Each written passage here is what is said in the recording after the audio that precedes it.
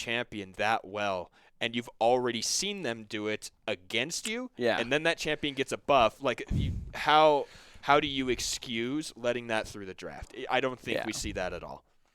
But it would be interesting to see that one. But yeah, if you've got someone who's so good on a champion, I mean, you can play picks that are good against them and kind of hold them down. But most of the time it's just easier to ban them and play how you want to play. Yeah, and especially, like, to go back to your original question, what kind of picks are we going to see out of there with the idea of focusing on those bot laners? Like, that's where the action and the focus is going to be. That's why you want something like that. You know, a champion who can farm for 15 minutes. Just safe picks, clear waves, let them scale up a little bit. And then when it comes to that team fight phase, you have a way to kind of start the fight or at least throw something into the fray to help your team, whether it be crowd control, a large amount of damage. But I don't think the idea of the Seraphine clicks here. I don't think it fits in. Well, I could see them doing it some ways, but I really don't want to see a single carry comp. Yes. Like, if you're going to go, like, some sort of physical damage dealer in the jungle, even if it's a tankier guy, like, you know, I mean, Hecarim's not necessarily a tank, but he gets pretty tanky. That is true. Like, you do Rumble on the top and a Seraphine mid, and then some hyper carry in the bottom with, like, a tanky support.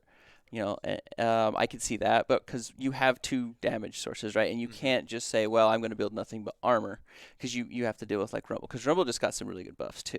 Oh, well, there to you mention go. that. So I think there could be a possibility if somebody plays Rumble. I don't know if anyone else, because he wasn't super popular, but I know he's got some magic resist reduction on his harpoons now.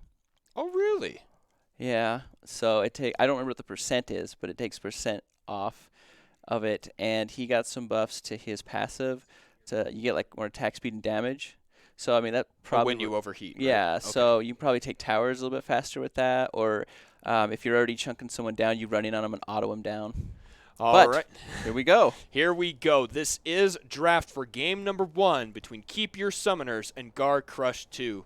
And true to form, Ari is not available for Garchomp over here on Garcrush's side. Malphite taken away from Salmon Pony as well. I was kind of expecting that one. The Malphite, because he performed really well last time it was played. So, all right. What else is coming? Again, I think that I agree with you in terms of where the focus needs to be, but in order to do that, you have to take certain picks away, and that Zoe is also really good to get away. Yeah, and the Caitlyn ban, because I've seen Spirit Breaker play quite a few games on Caitlyn. He does really well with the positioning, and definitely Zoe, as we saw in the finals last week, a random Zoe bubble sneaks through, hits your ADC, and your ADC dies. Yeah, just instantly dies. I want to put Zoe along with Viego in the slightly overtuned bucket. But here we go. All right, Gnar is taken away, and then Sylas there. Garcrush realized that Malphite, Sylas, and then Cho'Gath are the picks. So what if they just steal it away? Yeah, I think it's a possibility. And you think for the first pick, you can pretty much get whatever you want once the bans are through. I think Sylas is definitely a good ban if you're going to have good ultimates, which Hecarim is a great ultimate for Sylas to get, because he can actually like make it hurt, because it scales. He's going to scale it with AP. And if you've got a lot, okay, we do get the Seraphine and the Xayah, but I mean, she's super flexible, so are we going to get her in the mid or support role? Well, so here's the thing. I think there are other champions that pair better with the Xayah than Seraphine would. You know, you can still lock in Rakan. Rel is still available. And you cannot let... all right, so... Vladimir gets through. I didn't realize they hadn't banned it at the start. It's the only time. I'm going to call it right now. This is the only time we're going to see Vladimir on the side of Keep Your Summoners, because I cannot remember his name. This is driving me crazy. Yep, and there we go. There's the Rakan. Seraphine mid, Leona. Look, heavy dive again. Leona, Hecarim, great for Vladimir to get in when he wants to do, get in that back line. That's going to be... it's a lane without kill pressure for Seraphine, really, in the mid with Vladimir. If he pulls right, you pull through the ult or anything that comes through. No Cho'Gath, that's gone. The volley bear. Okay, all right. That's actually really important. I was going to bring that up. But now Kaisa also taken away from Spirit Breaker. This is a very fascinating draft. Yeah, to me. he's performed really well on both of those. Yeah, but I do agree this is neat seeing what's coming out here in the first round. The Leona, Vladimir, Hecarim, I like all three of those together. The amount of disruption Hecarim does and Leona's lockdown allows Vladimir to do what he wants to do. So I think right here we're going to see a jungler locked in for Garcrush. That way we can get the full impact of the Kalista versus Salmon Pony lane in the top side. I don't see any reason not to, right? They already have Hecarim. You know what you're going up against in terms of peel, engage, and mid lane. I also like they picked Xayah and Rakan perfectly for their splash art. It's one of my favorite things. All right. I the am Ornn. Wrong. Okay, so Kalista is going to be piloting the Ornn up in the top side, but I don't know if I agree with that because now you're saving your last pick reveal, your jungler, to kind of round out the composition, but you already know you're going against Hecarim. And you know, there was a lot of jungler buffs too. I'm wondering. Okay, Samira. Oh, I'm guessing. Right. Oh, wait. That's for keep your summoners. That's for keep. Okay, here we go. Do I sense salt? I love their team for Samira right now. Like Hecarim, Leona, and Samira. I mean, even Renekton. Just some Leona and Samira is dangerous. I don't know if you watched Core JJ and Tactical Play during the season. They were smashing people level 2 like instantly. So I think that's a great pick. I agree. And Renekton thrown up there. So here's my problem with the Renekton pick. Early in the fights, he's going to do okay into the Ornn, but I'm happy about that. But Renekton's going to fall off. He's only going to be able to do so much until the later portions of the game, where Ornn will be absolutely incredible later in the game. So picking Renekton last when his basically he's an Elise right now. He's a flash W bot. I think what they've done though is picked around their bot lanes exactly like we were saying. If you think about it, right? Because if Renekton does get a flank, he doesn't have to kill you at that point. He just has to CC you and the team dies, or he just has to be that beef ball that absorbs damage and it gets a little CC and is just a pain. Because even though in the late game your ADC can't allow Renekton just to sit and hit them. Right. If he's not super behind, he can still kill them quite easily. Yeah. So you do have to deal with his dive, and the amount of dive they have, if he gets in there and he does land, the stun, Leona and Hecarim are going to follow in right in there with Samira, and you're going to be in trouble. So I agree with you, but at the same time, I think there are better picks for that. Yeah. Like Camille. I think that would have been a much better choice there because you have a little bit less in the early game because you need to start scaling and such. Yes. But then you're melee range fighting Ornn, so you can stack your grasp, and then you have longer range engage. You have a way to lock them down longer than just the 2-second stun, and you have better scaling. I think that's a better pick overall. I'm assuming it might be like a comfort, like, hey, they banned out my other ones. Obviously, yeah. that that's probably goes without saying. Like, yeah. But that's what I mean is I don't like Renekton here in terms of the reason you picked him. He doesn't do anything more than another champion that will also do that job better. And so that's tough for me to swallow, but that's okay. And once Ornn gets tanky, Renekton can't really threaten him to kill him unless there's a misplay or something like that. Yeah. And Hecarim doesn't really need help with the engage. So I mean, normally you'd pick like Renekton in Italy because you want to land a spear and just blow it up. So their fear is wise. I mean, if it's played right, it'll probably be fine as long as he can actually threaten the backline. But it's just such a backline that's so hard to get into with a Xayah who can ult and then just get away from you. You have a Rakan that's going to knock you up. You have Seraphine who's going to probably send her ult through you into the rest of the team. But I do like the rest of the comp quite a bit. Yeah, and it's just I play top lane mostly. That's my only thing is that's why I don't like it so much. But we spent a lot of time there talking about the Samira, about my distaste for the Renekton. Ataris, that's his name. That's what I've been trying to remember. You said it and it jumped right out of my brain. It clicked, right? But I do like Garcrush's comp too. Like the engage from the Ornn, if he gets a knock up and it's like say like your carry and jungler get knocked up or mid, like you get a couple people knocked up, Seraphine ults right through them. And when they hit the ground, if she ults right, then you're just CC'd again. And it's an easy Seraphine ult. So that actually brings my next question is, will this be the Moonstone Seraphine? That's not how Garchomp plays. You know what? Every time I say it's not going to be, every single time it is. Okay. So I'm going to do it again. It's not going to be. Not the Moonstone Renewer Seraphine. I mean, they probably could get past the being all AD damage with Viego and Saya. If Viego gets fed or Saya gets ahead. But Vladimir's scary. And if he gets big, like you need more than an auto attacker to try and stop him, because he can do his full combo on those guys, puddle and they'll die, and they come up and land an empowered Q and kill them. So I would like to see more damage. Like she's not threatening early. She doesn't really get to the point where you actually worry about her damage till later in the game after you get some items. And I don't think she'll have a lot of kill pressure on Vladimir without jungle help. No, probably so I think not. You're going to see a farm lane, because I don't think she has the damage to kill him like in the lane unless Ataris like messes up. Did I say that right? Ataris? Ataris. I don't know. Okay, I like Ataris. I don't know. We'll better. talk to him later and find out. So it'll be interesting.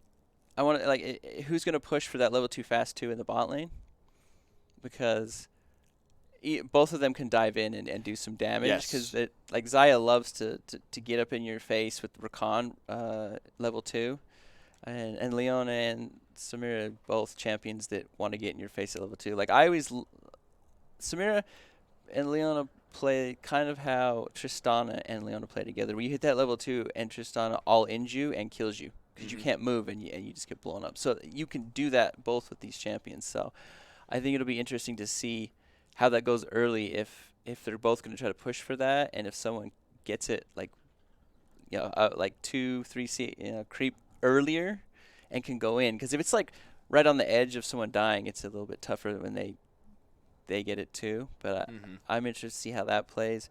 Mid, I just see a farming lane.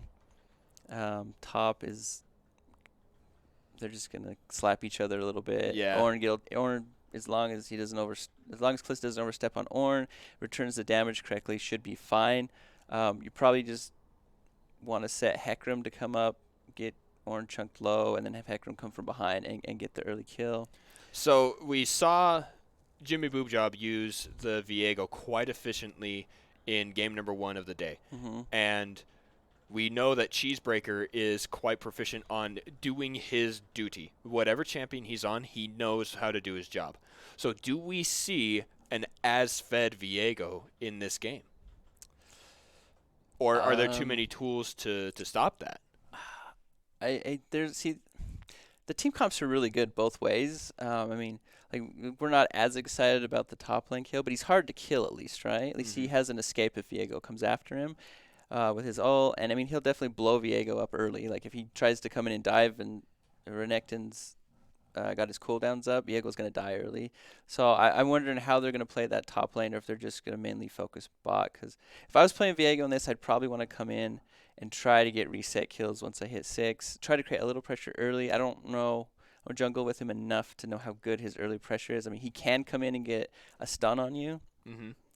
But I think it's going to be tough early with Hecarim running around. So okay. So let us know who you think is going to win. I heard from production that Garcrush wins in the chat, but we have a studio audience. So everyone over there in the GameTyrant Gaming Center, if you're not there, get there quick. Yeah, why aren't you there? Who is thinking that Keep Your Summoners is going to come ahead? All right, and now who thinks that Garcrush, with the vote of the Twitch chat, will come out ahead? No, did you just raise your hand? I'm just like listening. I can't hear. Okay. Well, thank you for your participation, everybody. We're getting on to Summoner's Rift here real quick. Game number 1 in the best of 5 series. So everybody gear up, get your food, get your drinks, and here we go on to Summoner's Rift. I almost took my headset off for some Oops. reason. So Proden, we've been talking with players and people about kind of the habits of these teams. Uh-oh. There are no items for Cheesebreaker. Does he know? I don't know. Or is that a spectator bug? Nah. It could be. He's got to know. Well, Ornn only has... The refillable No, look at potion. Ornn. Ornn only has potions. So Is he? Oh, you know what There he's we going to go. do? You know what he's going to do is probably save that gold and then build a certain item first. Yes, for Ornn, yes, Yeah. I agree with that. But, okay, so maybe Cheesebreaker was like, Whoops. maybe. Hey, if you remember, there's a caster with you that did that in one of his games in GameTyrant. Yeah. Against one of the players last time, Mono. So I had to play extremely safe for that first Yeah. laning phase. So A little bit. yeah. All right, we are on into game. Waves have met. Waves have crashed. People are farming. People are just getting ready for this game. And let's take a look there at the Garchomp with the Comet. That's not what you run in terms of Keystone if you're going to go Moonstone, right? I'm still obsessed with this. I want to know the answer. Well, see, I don't play Moonstone. I don't like it. I've played it before. I got fed. I got a bunch of kills, and then when it came to mid-game, I couldn't kill anybody, and I was the only one with damage. So, All right, level but maybe not though. With that, it might be more of actual damage to get more poke in. Well, that was a really cool interaction there. Callista able to use the Bella's Breath to not get stunned. And we talked about the level 2 and the bottom side. That did go the favor of Garcrush. So they did get the push, and they're able to get some vision up in that Tri-Brush. And that's exactly what we wanted to see from either team. And I like that they respected that level 2. And they weren't able to get a kill off of it because nobody was overextended or out of position right when that level 2 hit. But here we go. First gank coming from Crunky. I think he misclicked. He hit a minion. Oh, He's going to no. get slowed and take huge amounts of damage, and that is going to slow him down quite a bit, actually. I mean, that's almost, you could almost invade that. Oh. Another little bit here. Defu might get caught with the feathers. And that was a great Garcrush favored trade here as well. Must have not had the pullback on the feathers there. I would imagine Leona would have been CC'd and probably died there. Yeah, I agree. Very, very close. Dangerous there for Defu and Spirit Breaker on the bottom side. But now, I like the way that Crunky is dealing with his failed gank in the mid lane. He's already farming in the counter side. He's taking the chickens up on the top. Cheesebreaker's looking for an engage in the bottom here. He's coming in with the... No. Oh, he got the Scuttle Crab. They don't want to lose that wave on a fight. Garchomp is the target here. Gets ignited, flashes away. Does he die? He'll live. He lives. Yeah, I would say the last tick isn't going to be enough to kill. I mean, I don't know how my brain knew that, but I just saw the health, and I guess just from playing the game so much. Right. Okay, so he makes it out alive. All There right. we go. Cheesebreaker is here now. They get the engage onto Defu. Flash forward. A beautiful flash into the knockup. Defu is low. First blood goes over to the Elite Mad Life. Cheesebreaker will take on the form of Leona. And that was a good gank. It was. The kill did not go on who they wanted, though. Like, if Viego could have gotten that kill, that's wonderful for him early. That is sure. absolutely wonderful. So the other thing we need to bring up is that was flash and heal burned on the side of Keep Your Summoners. They did the opposite of their team name, where Garcrush took their advice and saved theirs. Yeah, the bot lane's just a little bit behind in CS just because of that early push they got. It shouldn't affect the matchup too much unless somebody goes back at a better buy point because of it. But usually when you're only like 4-3 CS, it doesn't really matter. Yeah. So I think your prediction was correct for Callista on the top side. We can see, look, plated steel caps and that Doran shield already purchased. Kalista able to really effectively use that little refillable potion, because the only thing you can't build is a consumable on Ornn if you're away from base. It is true. It's probably a good idea. Get some early boots, have that little extra gold, get some armor, get your Dorn shield. You just need to get tanky against Renekton. Once you get tanky enough, Renekton can't threaten you with an all-in. Yeah, which is one of the reasons why Scion has become so popular, because once you get the Bramble Vest and you're leveling your W, you don't die anymore, and it's exceptionally frustrating. Yeah, you have to put so much into killing that Scion, even with the turret dive. And even if you do kill him, he just farms the wave anyway. Exactly. That's one of the biggest things. And speaking of big things, that is a nice dragon take there for Garcrush.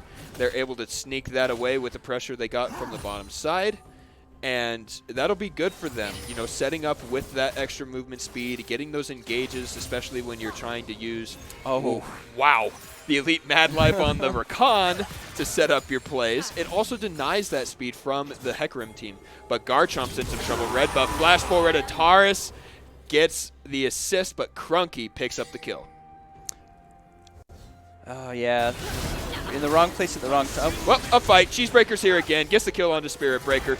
Defu needs to be careful. Cheesebreaker jumps forward. He has a lot of damage, and that's the double kill for Cheesebreaker. They need to fix that so it doesn't show the enemy. Yeah, you took over. And I'm like, wait, no, Spirit Breaker didn't kill anybody. But yeah, that is probably exactly what you don't want. You do not want Viego ahead. He is a ridiculously snowbally character if he gets ahead. I mean, he still suffers from anything you say. We're like, oh, just CC him and he dies. Okay. That's everybody. If you don't get the CC on him and he happens to play the fight well, he chain ults on you. And if you're low, it's an execute. As we saw last game when Jimmy Boudjab chain ulted across the team. Yeah, it was really, really scary. You know, not for Mikasa dudes or their fans, but still. Okay, here comes the next fight. Kalista is taken down. He will use the Searing Charge, gets feared. After the flash, Kalista's doing the best. He slows them down. Flash forward from Salmon Pony. Goes unstoppable. Crunky, really low. But Salmon Pony picks up the kill. If he could have got that first part of the charge on him, I think he gets the kill with a turret shot. I think he slows him down enough. Wow, it was real close. A nice gank there for Keep Your Summoners to go up there. Again, burning flashes, though. They trade him up in the top side. Crunky will help get that kill. And him doing his job just like Cheesebreaker while we have another fight here on the bottom side. Valentine might be in some trouble. He has his ult to get away. In fact, he uses it right there. He gets the root. Elite Mad Life now. Deepu's going to get knocked up. He's going to get stunned and killed. That was a quick 2-0. That teleport was reflex. No, that ultimate was amazing. Like, he was dead to rights, and he dodged the entire ultimate, came back, pulled the feathers through, and instantly killed Spirit Breaker. Like, I was like, you're dead. No, you're not. That was a perfect play. Like, and yes, the teleport was great, but I was just amazed by the micro that right there. That was just awesome. I thought Spirit Breaker had that kill. Well, I think he did too. Yeah. He was in the middle of 3 of them with the teleport coming, and he's like, no, I can get one. And yeah, like the timing there to suck those feathers in, it was incredible. A beautiful display, and now we have a 1v2 here on the Rift Herald. Kalista's in some huge trouble, gonna go down. That's exactly easy. what I was saying. Do not die for a Rift Herald. If someone's there, just go away. Let him have it. Well, so I wonder what actually got him in there. Like, did he get knocked back, or was he just gonna say, oh yeah, I can 1v2? But like, we saw Garchomp kind of moving that way, but then he stopped. I would assume it wasn't to like go get the Rift Herald or that. He was just probably moving down. Maybe because we couldn't see if there was a ward being put down or whatever, and just got caught in the wrong place at the right time. All right, this focus here from Cheesebreaker is actually kind of tilting. Here comes Defu. He wants to land it. He doesn't. Cheesebreaker's going to move real quick now. In for the knockup on the Defu. Feathers pulled back, and boom, there goes another one. Cheesebreaker picks that one up as well. Now on a killing spree. Yeah, 3 in a row. They're doing exactly what I was thinking both junglers should have done. They're camping the bot lane. Hecarim needs to get down here. Crunky on the Hecarim needs to get down here and turn this lane around, or it's... I mean, luckily the kills aren't on the ADC in the bottom, but they still need to get down here and turn this around. Yeah, because not only is it kills going over, but look at that. That's the 3rd plate over to Garcrush. Yeah. They're doing a lot of good work with this. And with killing the support 4 times, look at the CS difference here. It was a whole 10, a wave and a half. I think Spirit Breaker's done a really good job with all the bad things that have happened and keeping close in CS. So, like, if you're going to get camped like that and get beat up, you at least keep up in your CS and try not to give kills out if you can. But, they've had a lot of deaths down there, but him just, like, he's 1 ahead right now. That's actually really good. I mean, he will fall behind a little bit more, but just keeping it that close. Because usually when you die, you can lose 1 or 2 waves, depending on the state of where the wave was at. So earlier in our talks before the game, we talked about how experience is kind of underrated. Well, let's take a look at farm here. I don't know if you saw, but Crunky is ahead in gold by like 600 because he has a farm lead. Look at this. He's just hard farming instead of necessarily camping 200. lanes, but yeah, every about 15 farm is roughly equal to and not in the jungle, so we'll talk about that maybe another time. But look at this. They get the Drake super low. They know that the enemy is there. They don't want a steal from Hecarim like we saw from the last game. So they will take that, giving the Inferno Dragon the chance to show up and morph the Rift. I love that, by the way, the animations for the everything. And another fight on the bottom side. Ults are used. Teleport is coming out. Valentine goes in with the Feather Storm, flashes away. But the flash stun will get Valentine stunned and stunned again. But now Cheesebreaker's on the bottom side, and they decide, you know what?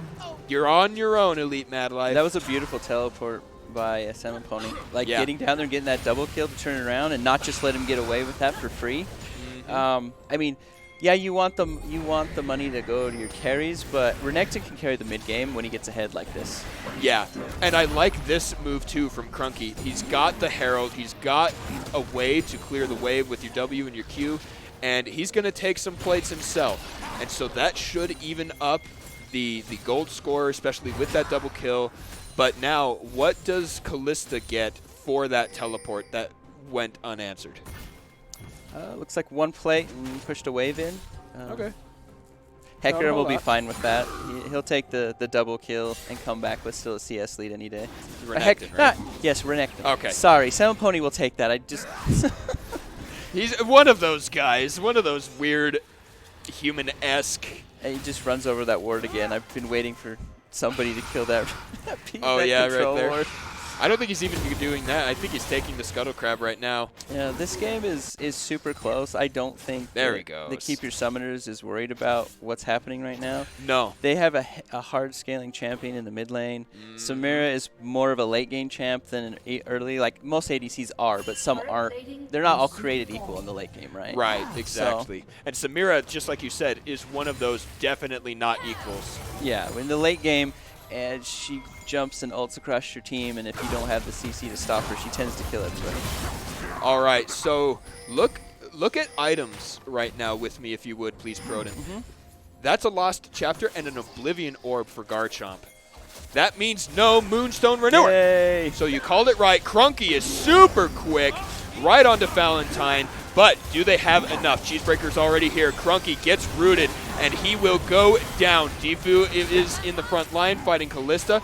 Ultimate from Kalista is available. That's a Seraphine ult that doesn't do a whole lot. Cheesebreaker's underneath the turret.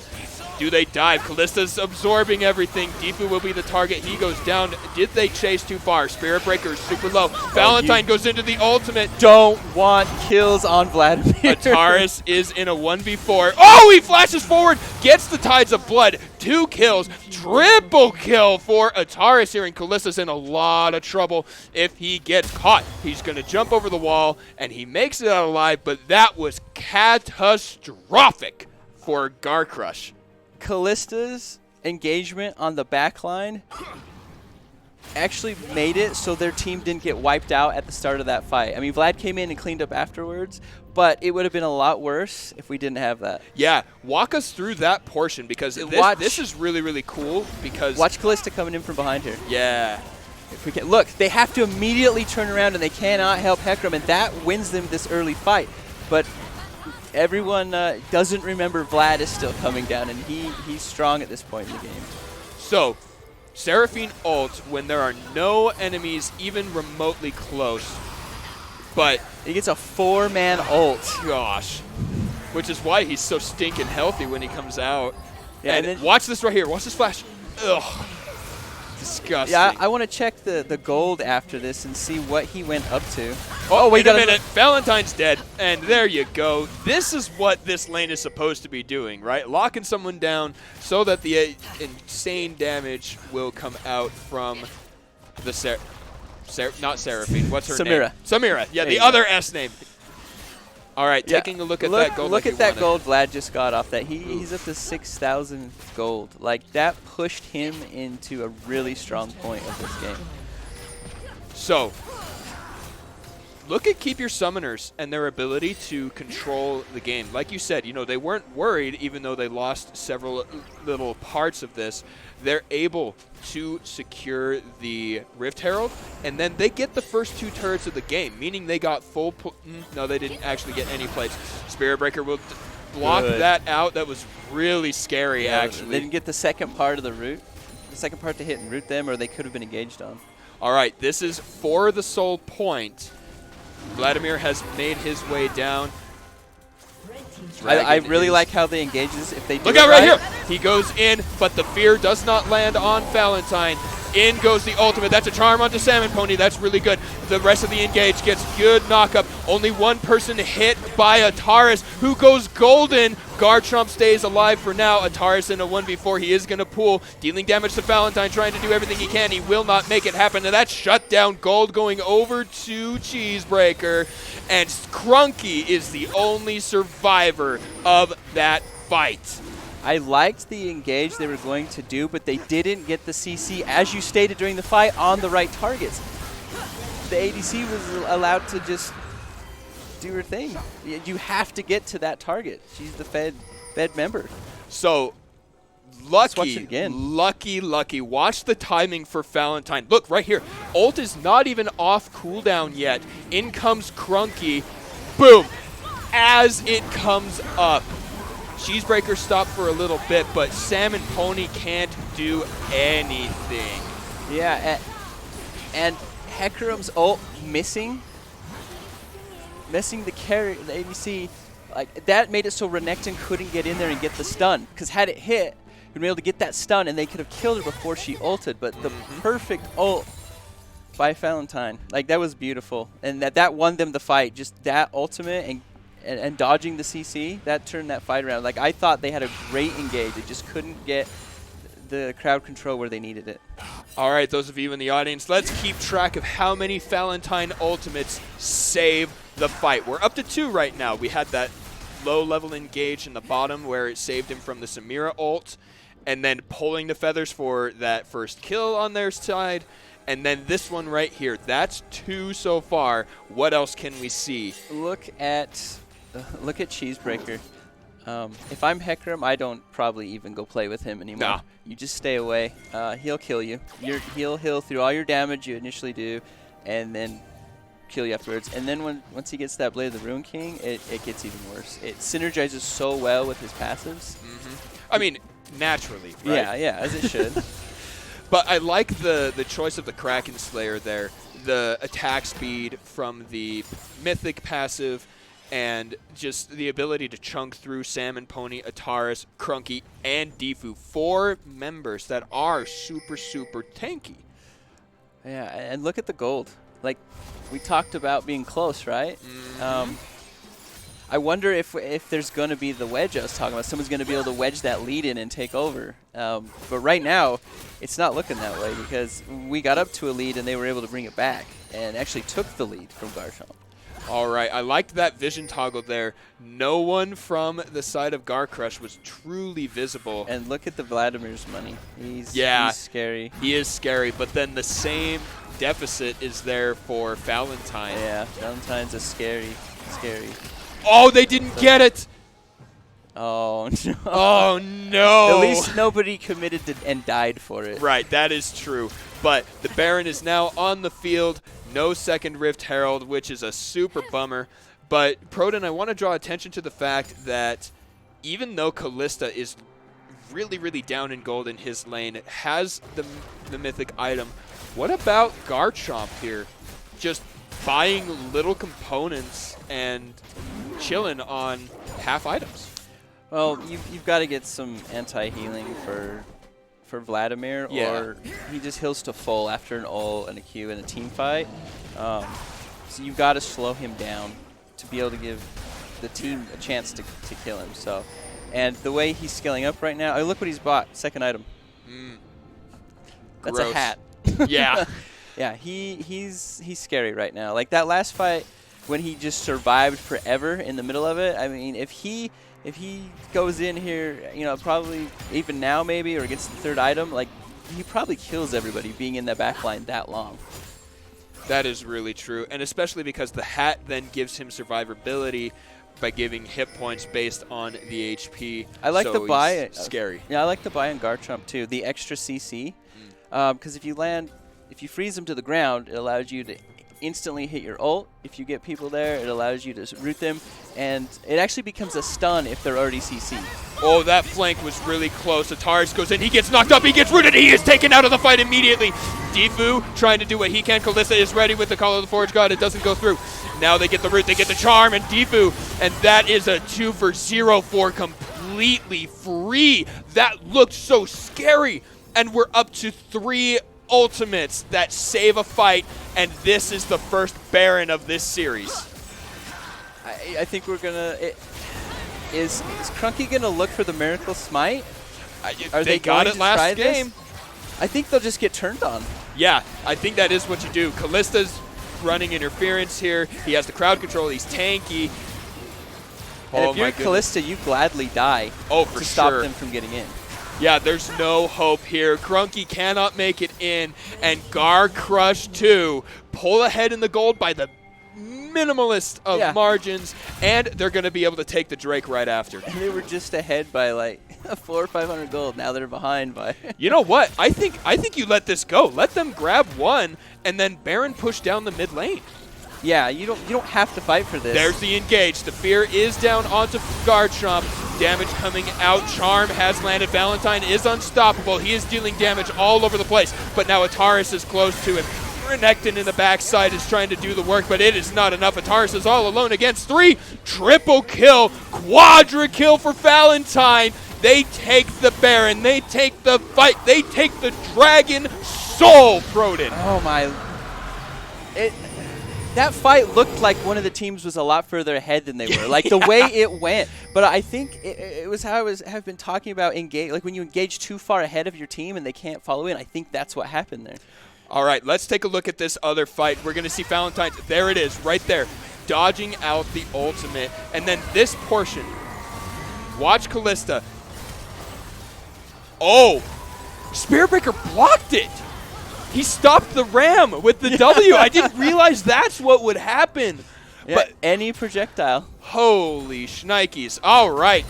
So, 21-12. This is everything for Garcrush. They weathered through the comebacks. They weathered through the repeat ganks. And this is looking really, really strong. Let's take a look at Kalista again. Look at level. That means we should see 1. Okay, there it is. That is an upgraded Gale Force for Valentine, and the next item should be coming soon.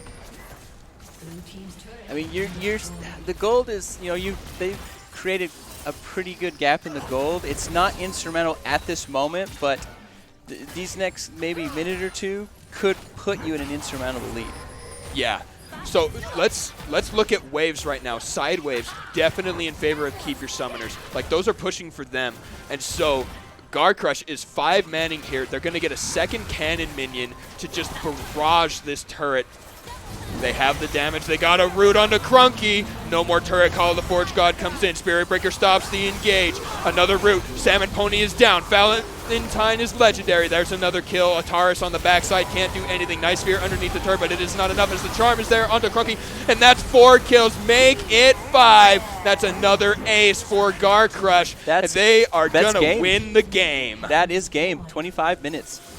That was the best Garchomp hit the most important ult of the game right there, just to end it, to get that last carry and take him out. It was a beautiful display, and I want to draw attention how close that game was until it wasn't. Yeah, and that's how I thought it would kind of go, right? Someone would find that spot to put the wedge in and just break it open. Yeah, it was Valentine. And it wasn't like they had a giant lead. Like, you would think they had a 10K lead right there. Like, right before the end, it was only like a 4K lead. And yeah, you do have to play smarter because you can get blown up with that type of lead, but you can still come back from that. The game's not over. Definitely not. But I don't know. I think you're just as shocked as me. It was just like, and then it was over. Yeah, and then it was over. But do you know what's not over? Our series, Game 2, coming up after this quick break.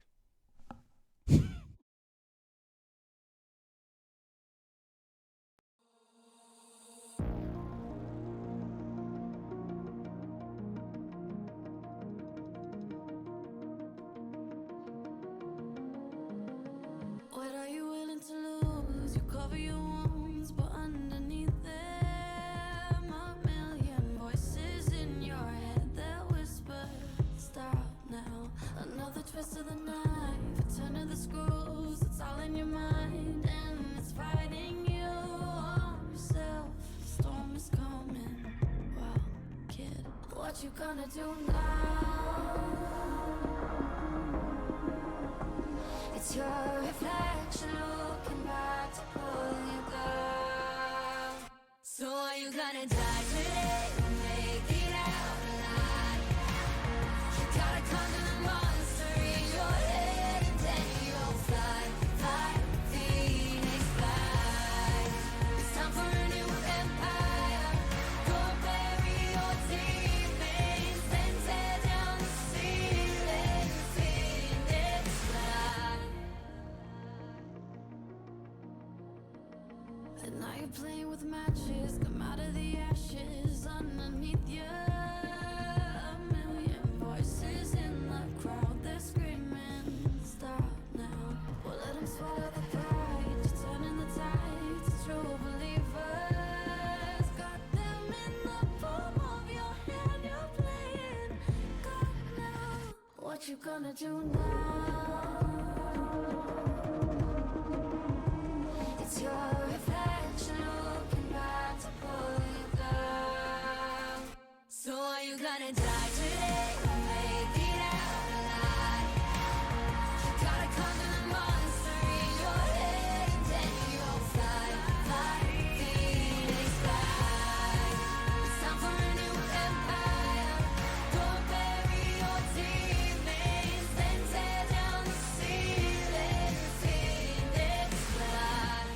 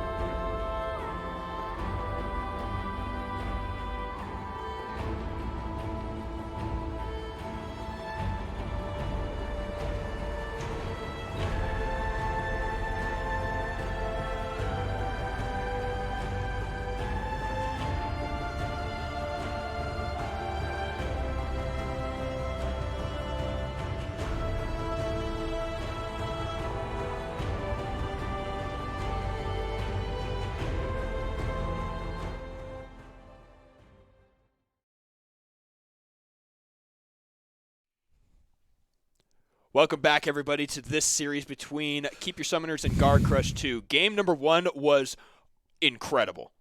Let's just leave it at that. Was a banger, as the kids say. Indeed. Speaking of those kids, we got 2 boomers up here on the desk. Benju Hadre Sorensen along with Brock Pronin Rubino. I'm the boomer compared to you. Comparatively, maybe, but still, compared to other players and everybody, I feel like I am too.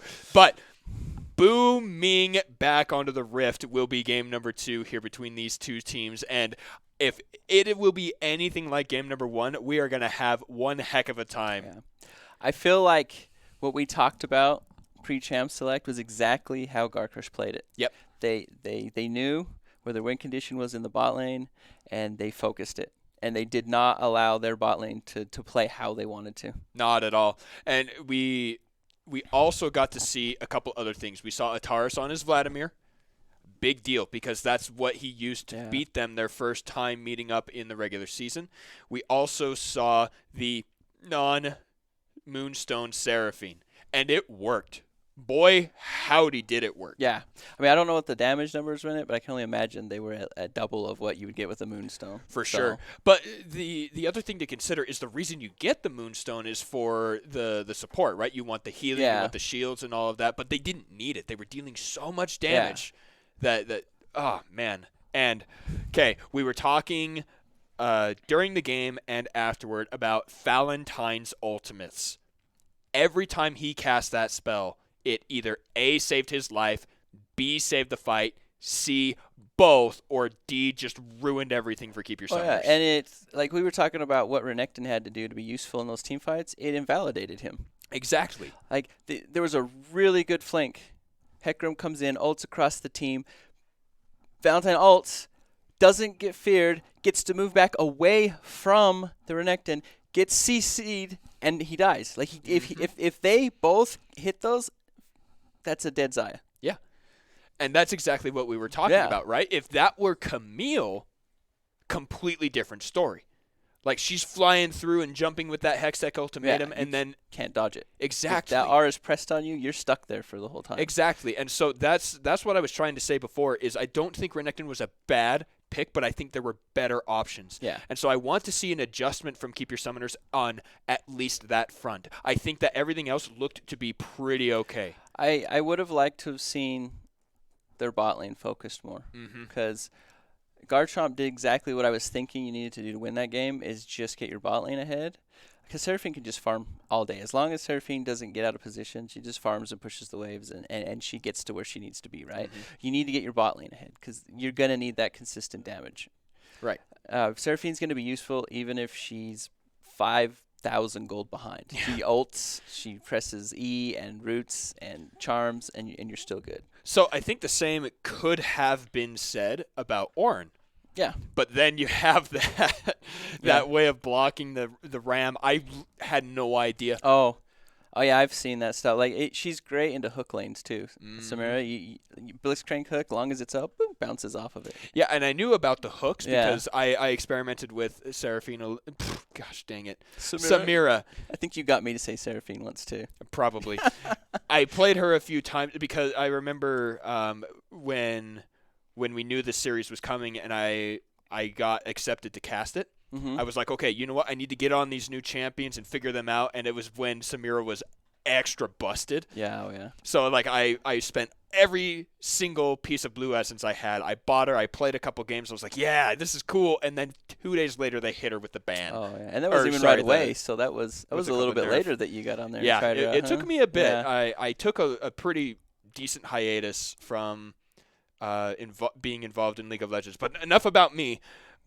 Coming into this next game, I think that priorities of Keep Your Summoners needs to shift. Like you were saying, Crunky was in there farming and doing what he needed to keep himself in the game. But in so doing, really kind of stunted the ability of his bot lane to do anything. And I don't even know if you need to gank for Renekton in the top lane. No. As long as he doesn't put himself in a bad situation to get beat up by Ornn, he's going to be okay.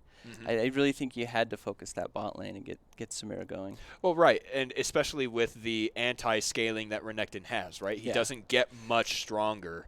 And so... Yeah, I mean, he's still a threat if he can get to you. Exactly. Exactly. But as you can see, it wasn't happening that game. Yeah. And we are into draft for game number 2. These are looking really familiar here, Proden. And I don't disagree. Because, putting Salmon Pony onto that Renekton was probably one of the best moves. I was expecting this ban. Yes. The Zaya. He played it so well. His micro with that champion was just great.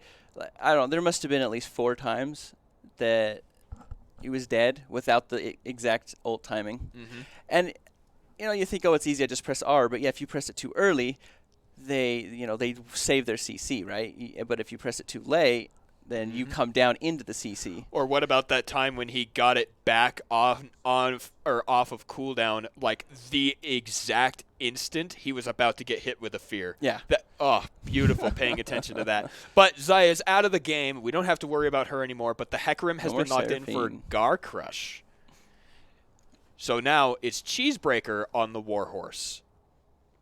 We're going to see how he can pilot around himself.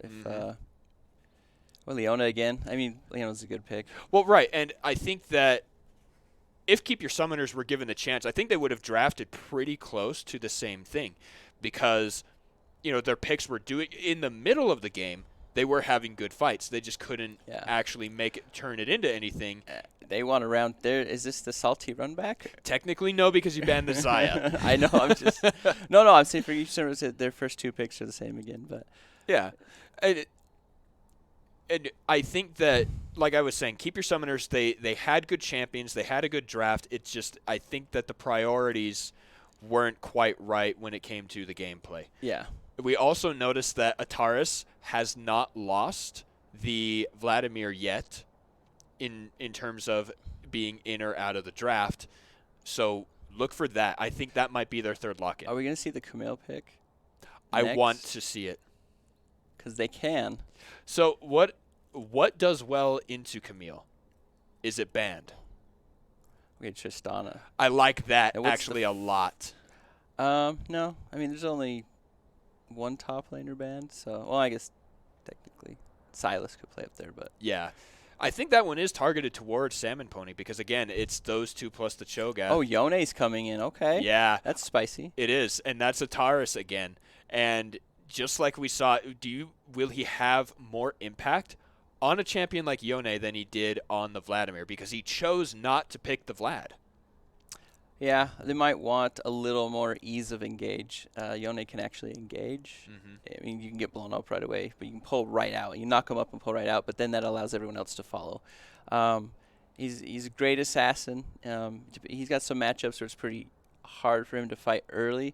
But if you play him right, you just scale up and you all in someone and one-shot him. So let me ask you this. Valentine was a big problem in game number 1, but there are 4 bans against Garchomp. What will it take to slow him down? Look, he dies multiple times and he still does his job. Like it doesn't matter. Wow. Morgana jungle. I don't believe I'm that. calling it right now. Morgana I don't believe jungle. that. Yep. Telling you, it's Morgana jungle. Okay. She got buffed. Her clears are ridiculous, and they're super healthy. Well, because are you getting the heal from the pool? Yeah, on and the Epic pool I think Monsters? does 300% damage to monsters. Holy crap! Yeah, 300%. I believe that's what they put it up to. All right. Well, there's another crazy pick there coming out. That is Nico. But Nico could still go support or mid. I mean, we could still have Tristana mid or bot. There are more questions on the side of Garcrush for sure right now, but Galio could go support or mid. Or mid, yeah. So I'm assuming one of them two might be the support. I mean, I don't think you're going to send Galio top. No, not anymore. That puts him too far away from anybody else. He's not Scion. Okay. There you go. So that is going to be the top. And now we need to see what the answer is. It's Mordekaiser into the Scion. Okay. So 200% on Morgana's pool now. Yes. So yeah. Okay. That sounds a little bit better. Well, they still have some that are like at 300%, and it was up to 400% or 500% on Darius's bleed. Like he could clear it by himself in like 2 minutes and 45 seconds. Jeez. That's unacceptable. Yeah. But we are in the acceptable portion of this right here as we are getting into the actual draft. Some new picks coming out here. I want to stress how much attention has been thrown against Garcrush. 4 bans. He's a solid player. Like I said, we've seen him get beat up early in lanes, and he comes back and starts winning. Like a player that you beat up and they're still not knocked down, it's just a pain to give them anything they like. Make them be uncomfortable. Play something else besides what you normally play, because you want them to be uncomfortable. You don't want to have that comeback potential. For sure. All right, so Callista has been put back on the tank duty, grabbing that Scion instead of the Ornn this time.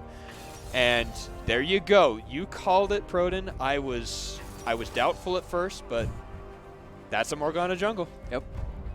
I don't know how well it goes into Hecarim. I mean, the black shield will be great for him not being able to like ult you away or knock you back.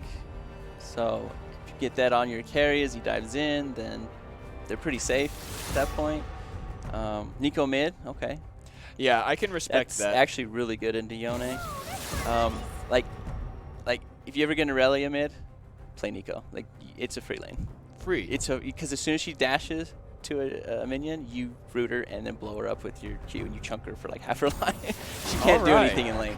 Yeah, so this is good too, because Yone, if he dashes forward and you catch him with the root, then you're just going to get that free Pop Blossom, I believe. Tangle Barbs. No, that's the root. Yeah, the Q. The Pop Blossom is the ultimate. Yeah, I used to play her a ton. I can't remember. I remember but anyway, that. you hit it and you get the 3 pops guaranteed. So, and she starts to do some pretty good damage if she hits you with everything. So, he just has to play really safe and then, get to the point where he can all in her, do his damage, and then pull out before she CCs him. So one thing I want to bring up is just how aggressively Keep Your Summoners has continued to draft. Right? Mm-hmm. They're not backing down. It wasn't that they didn't have the right idea. It wasn't that they didn't do it right. It's that they got a little bit outplayed. Yeah, they just didn't. What's the word they always use in like football and basketball? You have to. I can't remember the word, but I'll remember it at some point in time. Okay. So the other thing I want to talk about is how Garcrush has continued to draft exactly how we were expecting toward their bottom lane, because Galio and Hecarim, that's a pretty dangerous combo, because once Hecarim lands that Onslaught of Shadows Fear, you can get a Galio ult right on top of that, and that's insane amounts of crowd control. Well, even if Scion goes in, hits his ult, and then gets that secondary knockup, that's enough time for Galio to get in there too. Mm-hmm. So yeah, they definitely. It's probably a little harder to pull off than a Camille, right? Or Jarvan, yeah, or something like that. But I can see how it would work, and then you have the taunt from Galio to keep Tristana safe, and we get her enough time to jump away from a Yone or Samira dive, even though Leona dive, as long as you're in that area to get the taunt and stop everyone from blowing up your ADC. You can taunt like the whole team off of her. Mm-hmm. So, and then she can jump away. Nico adds safety. You dive back, she ults, or she dives in. I mean, I don't know if you've seen her played recently, but if played right, she can dive into a team and just lock everybody down. And then if you have enough people to follow up. Mm-hmm. So my next question's execution. Aha! They didn't execute their comp as well as Garcrush. There you go. That's what I was going for. So my next questions are going to be coming about the Morgana. Mm-hmm. This is something I haven't seen with other stuff going on, but 200% damage to jungle monsters. Is this kind of like the Olaf where you want to start on a not buff, or something with the AoE, because you can start the chickens? Well, I think you can do the blue buff and the Gromp at the same time. Really? Yeah. And then you can do like chickens and red buff at the same time, kind of like you do with Evelyn. Mm-hmm. So okay. I would assume that's what you'll do, because you want to get the max amount of healing and damage across, and her AoE is really good. You just AoE everything down. So, I mean, you could start at chickens, but I would assume you start maybe blue buff. Mm-hmm. I mean, you don't have to. Well, it makes sense, though, right? Because you want that blue buff for the same reason you build Essence Reaver first on Fiora. You need the mana. I actually saw somebody. I don't know if it was Pants or Dragon showing it or another jungler on PBE. He was doing 3 camps at once. He was doing wolves, blue buff, and the Gromp at the same time. How do you do that with their patience He levels? timed it just right to where the other two would like die right as the wolves were. Oh, I don't know. It was really weird how he did it, and he did it perfectly. I mean, I'm not a challenger rank 1 jungler, so I can't do it. But I was watching him go through it, and he did it somehow where he got all 3 of them to come, and he pulled them all out to their perfect ranges, and then as they died, he went with the wolves back and kept killing them. It was really weird, and I don't know if it's viable in like an actual game, but he was just testing it, and it was. I was like, okay. Well, speaking of viability, we're gonna see if this Morgana is viable, especially against a pick like the Hecarim, because he has. The reason he's so popular right now is because he has that insane clear speed. He has great ganks. Everything about him screams play me. But Morgana seems to have a few. Her Claire is missing supposed things. to be really good, though. Okay. Like, she's supposed to have really, really good Claire. Yeah, but then when you're coming in for the gank, like It's a blind Q. Yeah, To the wall. Okay. I mean, you get a knock up on a team, you go in, ult, lock them down. I mean, she can be done. I've seen it done before. You just have to be really good with your skill shots and try to get them from blind areas and let of course, if you're in a lane, you just fire it. But when you're ganking, you wanna get it either from like a blind, like through a wall, or if your team can kind of corral them more towards a small area that's hard to dodge. So. All right.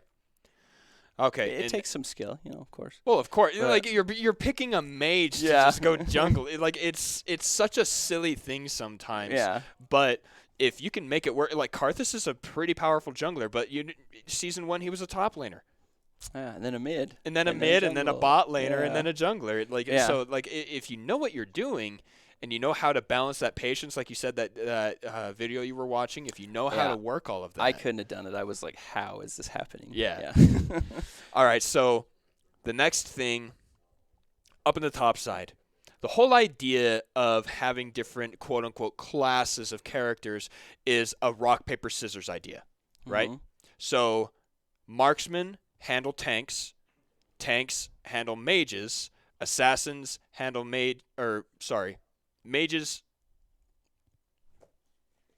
Yeah, tanks handle mages. Mages handle assassins because you can stop them from moving, and then assassins take down carries. Right? It's in a perfect Yeah.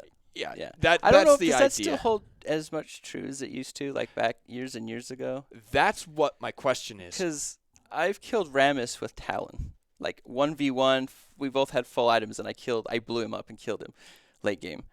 Was that a Lord Dominic's regard in your? Yeah, I had percentage armor pen and healing items. Okay. And so he couldn't just kill me instantly, and I just full comboed him and whittled him down. So I just had enough to heal. So then the question comes in: how does a juggernaut like? But that was years ago too. So. Right. Yeah. So a juggernaut like Mordekaiser do into the pure tank of a Scion. Well, I don't know if he's gonna build the Leandries or he's gonna build the what's the one that heals again? It just slipped my mind. Hmm? I don't know which item he's gonna build because you can go Leandries, right? And that's probably gonna help him quite a bit against Scion. But you can get the new one that heals you and does true damage. The name slips my mind at the moment. But just after time as you're going, which is good on him too, because you start to do the extra true damage off your damage. You're also healing the whole time, and the more damage you get, the more healing it does. I could see going either way. I don't think either of them are terrible because the Landry is going to help him just burn through Scion slowly. But the other one, he's going to have a little more sustain. I don't know which choice is better on that one. All right. So then the next question is about ultimate interactions. Scion is unstoppable when he's in his ultimate. Mm-hmm. Does casting the Death Realm on him count as an immobilize effect? Because if it doesn't, the moment you hear that, you start looking for that train coming through, and you ult him, and that stops the engage. Well, I'm thinking, because then because he still wouldn't be stopped in the Death Realm, right? He'd just be running and then running to the side of it. So I'm assuming that's probably the interaction. Okay. I know Olaf just ults out of it. He hits his ult, and he's just out of the Death Realm instantly. Interesting. But I think Scion, it probably pulls him in, and he runs into the side of the Death Realm. Okay. Like I said, sometimes I don't play a lot of Mordekaiser or Scion because I'm terrible at Scion. Mordekaiser is meh as well, but all right. But I would assume the interaction would be that way because you're not stopping him taking Death Realm. He's still running. Exactly. So. All right, here we go. On to Summoner's Rift for game number 2. That is Garcrush in the blue side, and keep your Summoners on the red. We got to switch, and so we got the Battle Fan here. Normally, we've been talking about some teams where they notice that keep your Summoners is really big on those 5-man invades, and so I like the adaptation of doing the Battle Fan for the side of keep your Summoners. Board. Scion looked like Boo from Dragon Ball Z. He was very pink. Minions have spawned. All right, minions are here. He is yeah, what the heck? Oh, that's Nico. Oh, that's why. I was like, why is he so pink? Okay, so that was Nico. That's why it was so weird. Okay, that explains Callista is back in the base, walking out to the top side. And here we go. Minions are about to clash. Buffs are spawning. And here we go. The game has begun. I think Morg is doing it by herself. Crunky's going to do both of them, pull both of them. I don't think he'll do the triple camp because I think that's pretty dang hard to do. But I could be wrong. All right. Now, where do we actually go conversation-wise? Like, where are we looking for now? I know that we want to see the bot lane focused like the last game because that's what they've drafted for. That's what seems to work. I think you could focus mid in this one too because Yones can carry through into a late game as well. He can kill a carry in a QR combo. And an auto attack pretty much in the end of the game. So I think you could get either of those lanes ahead and you'd be fine. Maybe they want to play toward Mordekaiser, but I think you definitely want to make sure your mid and bottom don't get behind. So level 2 achieved from Garcrush on the bottom side. They get that push, and there they go, pushing underneath the turret.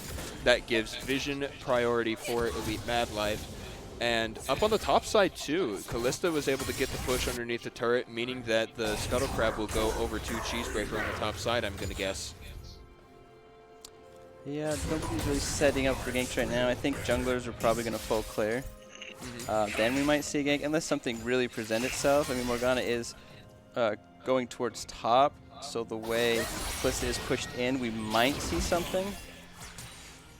So, what else is interesting is just the way I imagine that playing the Morgana will be very similar to how you're supposed to play the Karthus, where you need to farm a lot, and we can, even with the keystone there, that's the Dark Harvest, meaning you're going to get some execute damages later on in the game, and just to be the ability to heal through everything with the W. I'm still not convinced on how she's supposed to gank properly. Well, hopefully we'll see one for you. Maybe we both have a better idea. Yeah. Because it's been a while since I've seen anyone jungle Morgana. It was before she was at this point with what she could do in the jungle, so. All right, first gank attempt does not go through. They had some vision on him, so Cheesebreaker does not go in there, but Crunky gets the root and the pull down onto Garchomp. Maybe that's how you gank. Yeah, I mean, she doesn't have a ton of damage right now, and she's going to get double scuttled if... Oh, there it is. That is the double scuttle. Ataris wants to come down to try and help, but it's just too late. Had to sacrifice the wave, and look at the bot lane priorities here. Yeah, just there's constant pushing on the top and bottom lanes. Kliss is doing really well, keeping this lane pushed and making it hard for Samapony to do much. He's definitely at a health advantage, but Mordekaiser doesn't run out of mana, so yeah, that's once Cyan does run out, it'll be a little different what happens. And oh, look at this damage there. Yeah, the shield absorbed all the Q damage there, but the Cyan shield popping is what really hurt. And it deals a deceptive amount of damage, actually, and it scales really well. It actually deals magic damage, if I remember right, instead of physical, and so it's just surprising when you can do that. I like how the area is actually bigger than it looks too. Yeah, that's true. I like how Terrace is playing this lane, because if you let Zoe kind of control the lane and push it on you, you don't have. it's hard to just sit and farm while it's easy for her to pick you off with her abilities. So I like that he's keeping the lane pushed and getting that lead. Up on the top side, again, just this health advantage for Callista over Salmon Pony, but he's not really going to go anywhere. Another fight down on the bottom side. Spirit Breaker has to flash away, using the Summoner heal as well. And Tristana, once again, showing how scary she is. Yeah, not quite enough damage just to all-in you and blow you up at this point in time, but if she does start getting a couple items and you get CC'd up by Galio, you can definitely lose your life in one rotation, and the autos that follow up for it with Tristana, especially with her ultimate. It does a ton of damage. Garcrush is able to get here to this dragon first. Crunky will spot it out, but they have no way of doing anything with it. Garchomp is here already. The bot lane is here already. Deepu might want to go in, but now that it's taken, it's just not worth it. You want to go back to your lanes and farm. And it seems like Cheesebreaker is just like one step ahead. But when all your lanes are constantly pushing, it's a lot easier for you to do the things you want as a jungler. When you have that pressure just to go take a dragon when you feel like it, because they can't leave to stop it, because then you just lose waves of CS and then you'll get yourself even further behind. So I like the early dragon.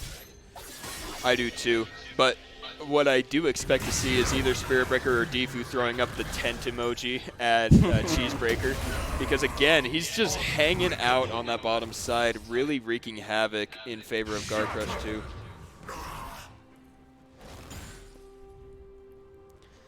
All right, now 7 minutes in, Rift Herald is going to be spawning here in about a minute. I don't think that anyone's really going to force too much on it. Oh, that's a really Atar's bad got trade. hit with a couple of turret shots there. Yeah, he got hit by the root, and he just had to sit there and take like 2 or 3 turret shots plus the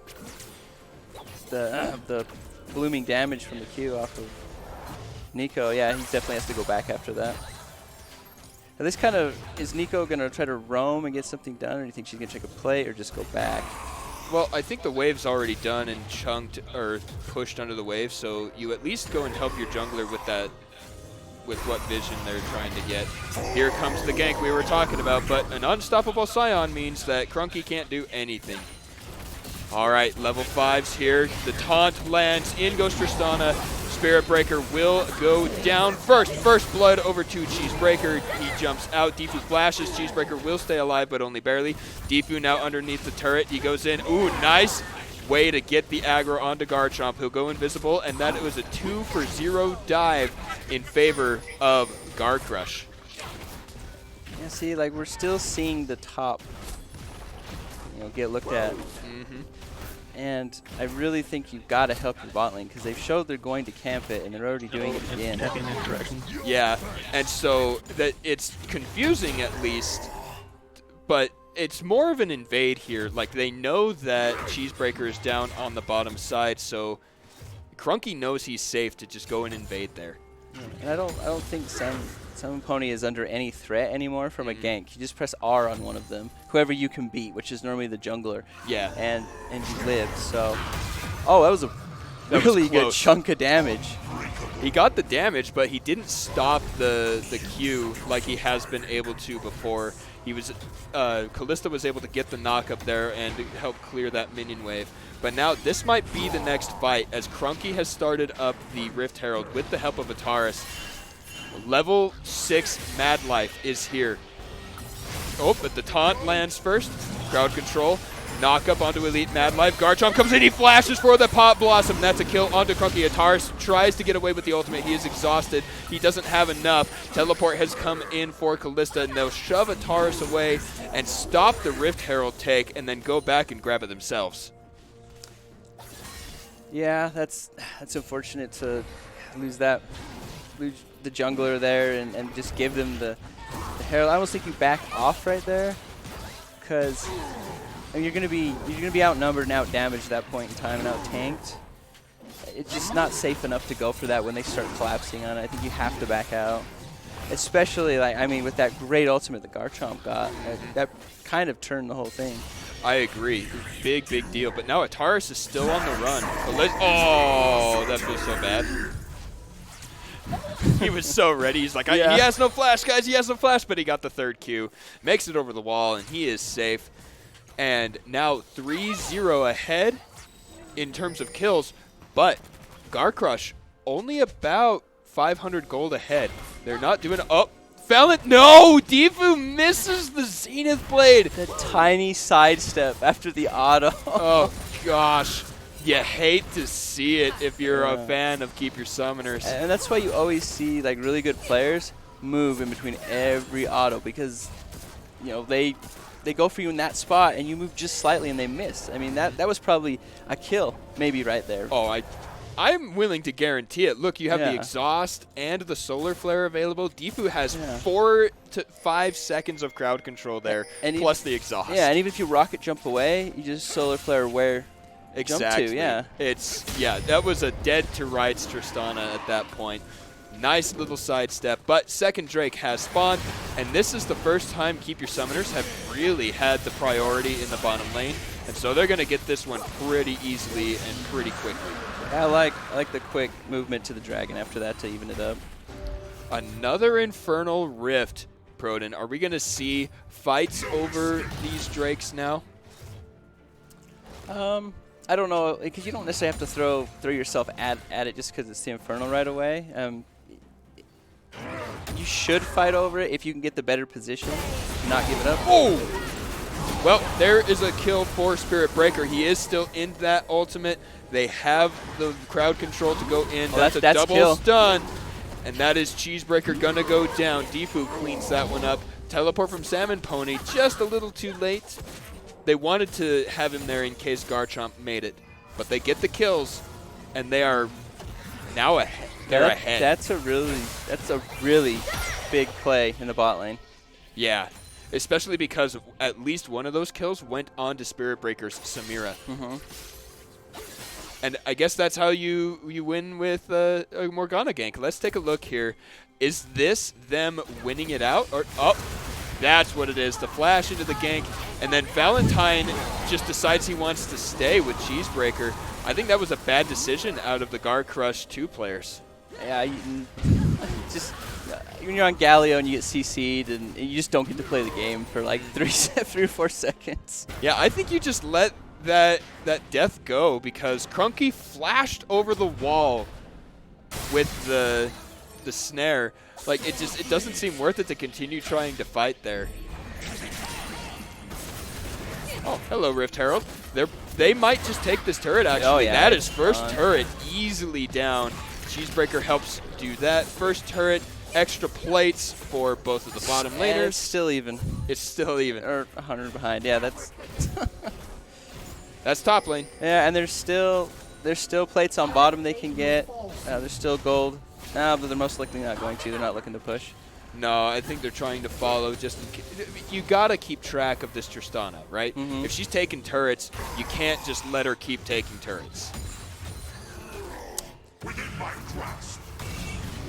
This is I don't understand why, but it's so fascinating to me. I love watching the quote wet noodle fights. I love watching tanks fight each other. I don't understand. I dislike when people act like it's not some skillful thing to do to play tanks. I'll tell you, I play tanks and I just die on them all the time. I never feel tanky because I'm not good at them. Valentine might get caught here. Spirit Breaker goes in. Ooh, flash. Good flash. I agree with the flash because the slow was there, but had Leona used all of her abilities at that point? No. Or I didn't see if she used the Zenith Blade at the start to get on. No, I don't think she had because they were just fighting carry to carry. So that was a really sketchy little play there. Ataris was ready to go. Now, this is... Oh, but now he's not ready to go as Cheesebreaker is there. They crowd control him to death. Wow. Nice gank from Cheesebreaker there. Yeah, it was great coming from the backside and knocking him back towards Garchomp. Hey, you can't get out of that at that point. You're just stuck. There's too much CC between them. All right, Valentine in some trouble here. Nice buffer. And I like the Galio ultimate reflexively, just in case that Zenith Blade didn't stop him. little skirmish in the mid lane. Won't really turn into a whole lot, I don't think. It's 3v3. Crunky's here, and I guess you got Mad Life's ultimate out. You should be able to do a little bit if you want to try. Yeah, Leona, or Deepu flashed on Leona last played it to try and get the Tristana, so no, Mad Life is back up now. Yeah, he has the flash, but he used the ultimate. Now at about 16 minutes, we're still even on the gold. This is also the calmest game in terms of kills that we've had in a long time, Broden. Yeah, the CS gap has grown quite big in the mid lane. 116, 145 at the moment, so let's give about 300 more gold. The Nico has a kill, so that helps to even it up a little bit. But the experience difference, and if that continues to grow, is going to mean something here in these fights. Yeah, but then we talk about the 200 gold in favor of Valentine because of all those turret plates he got. And that's what's keeping it so even, is the fact that they got that full turret with the plates and the Rift Herald. But I like this setup here. Deepu, okay. They were able to spot it out. Oh, nice. Got the jump. All right, two engage tools down. Salmon Pony wants to go in onto Garcrush. He might have to ult here to get out. Oh no, Leona ults as well. Cheesebreaker goes in, gets the knockback onto Spirit Breaker, gets a fear onto the other carries. Pop Blossom gets a good amount of crowd control. Taunt is there. Valentine gets the kill in the death realm. Spirit Breaker's dealing a lot of damage there in his ultimate. He tries to go onto Valentine, cannot do it. Right now it's a 2 for 3, and in goes Ataris. He gets taunted after knocking up Valentine, and it's just close after close fight. Crunky in some trouble. Will it meet that? Ooh, that was actually really close. Weird interaction. He went backwards on the dash. Callista fighting Crunky, gonna break some armor. Can't win it. Oh, wow, really can't win it. But now he knows there's no black shield. Callista keeps Crunky away, and that's gonna be a Drake over to Garcrush. And that opens probably the biggest lead of the game so far after that fight. Biggest lead of the game so far, 1,500. I mean, it's something. All right, here we go. Let's take a look at this again, because a lot of engage tools go wide, and that's what makes this such a messy fight. Right here, you land your binding, you don't get the stun, you only get one in the pull, and then right here, Leona's ult hits nothing. The edge of it hits the tank, and that's not who you're looking for. Right, but now the Nico needs to be building a lot more damage. Later in the game, that 4-man ult would be catastrophic. But right here, with only half an item, not so great. Oh, that explains a lot, actually. Poor Ataris got trolled by the Scion knockup. Yeah, and I don't think you go in for that on the Tristana unless you have, you can go back to your Spirit. It wasn't up at that point in time, because even if you kill Tristana, you die right afterwards. I mean, I know it's good to get her off the map, but you're just sacrificing your life as well. And I'm not sure if it's worth it at that point. Maybe it is, maybe it isn't. All right, so here's the next Rift Herald play, and we can see mid laners. Teleport is available for one. Oh, wow, Crunky gets murdered there with the onslaught of shadows. Teleport is available. Cheesebreaker will get really, really low. Salmon Pony hasn't made it into the fight. Spirit Breaker uses his flash to go after the Hecarim kill. Now, I don't know. I think that's too important at this point in time to go for that flash. This is the third time Valentine has really used that rocket jump to excellent effect. He dodged out so much crowd control, and now they're going to get huge amounts of damage onto Salmon Pony. He rocket jumps in. One more auto ought to do it, and he gets it with 20 health. Holy cow. Valentine is not fallen in this time. Yeah, survived every time by just 100 or 200 health. Lower, I'm willing to say. Oh, look at this damage. The roots are in. The stun is there. No damage until Valentine shows up. Ataris has to come back. So kill Deepu. It doesn't matter. Valentine picks that one up. Spirit Breaker's the next one. He gets taken down.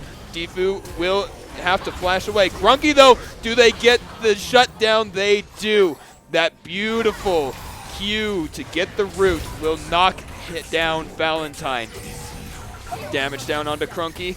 A little bit more. They don't have it, and Crunky gets out with like 80 hit points. Oh, look at the healing. Gosh, dang, dude. That right there. That's what I was telling you.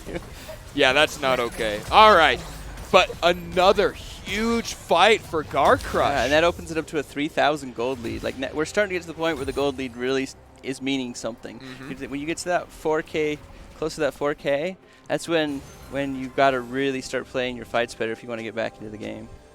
And the unfortunate thing for Keep Your Summoners is how much crowd control is on the side of Garcrush too, especially with Garchomp grabbing himself that Everfrost. That's just another root thrown on for good measure. Yeah. You get hit by one, you're hitting by another. All right. So 205 in the top side, doing really well. Callista is there. 106 for Garchomp in the mid. 416. The highest deaths on the side of Garcrush is going to be that Cheesebreaker guy. But then multiple deaths across all members of Keep Your Summoners. Just the pressure and the team fights. Garcrush really seems to have Keep Your Summoners number on the day. I think you've got to wait for your 2-item power spikes on your carries before you fight again. Like, Yone really needs that Infinity Edge if he wants to start killing people. And you definitely need Samira with her second item. She needs to actually threaten people. Oh, and it's completed just as I said. There it is. And I like the collector on that because when you do get the kill, you're going to get that extra gold. You're getting those executes in there too. And your ultimate doesn't do like a ton of like high number damage. It's a lot of small numbers hitting you. Yeah. So it's better with the collector where it's a 5% health. So if you get that last tiny bit of damage to hit, it kills you. It's not a ton, but I think it does work better with smaller damage items that can consistently hit like that, I think. Like, it's really good with Callista for her Q, because you get all those small hits, and if you happen to get them just small enough, one last one can kill you, even though normally it wouldn't come close to you. All right, I don't think this is really going to turn into anything. We see the pings down onto Salmon Pony. They know he's on his way. Oh, but it's actually a really big fight as Salmon Pony gets caught in the Death Realm with Garchomp. Flash away. He goes in, but he doesn't land it. Oh, he now gets they it. do. All right, so that's a 1-for-1 kill. Top 4 mid, and the Drake is alive. Both junglers are here. Callista is going to get rooted. Ataris, Defu, they're doing the crowd control. Valentine's got his damage down, and he goes in with Ataris on his heels. Ataris is doing what he can. That's going to be more kills going over to the side of Garcrush. Valentine is actually still half hit points. Going to keep slamming down those auto attacks. Callista is still alive somehow. Is this a Keep Your Summoners Dragon? Oh, he Ataris missed it. goes in. He has super low hit points on the Callista. Valentine is low as well. Teleport coming in now from the Garchomp. Was that a point-blank flash Q?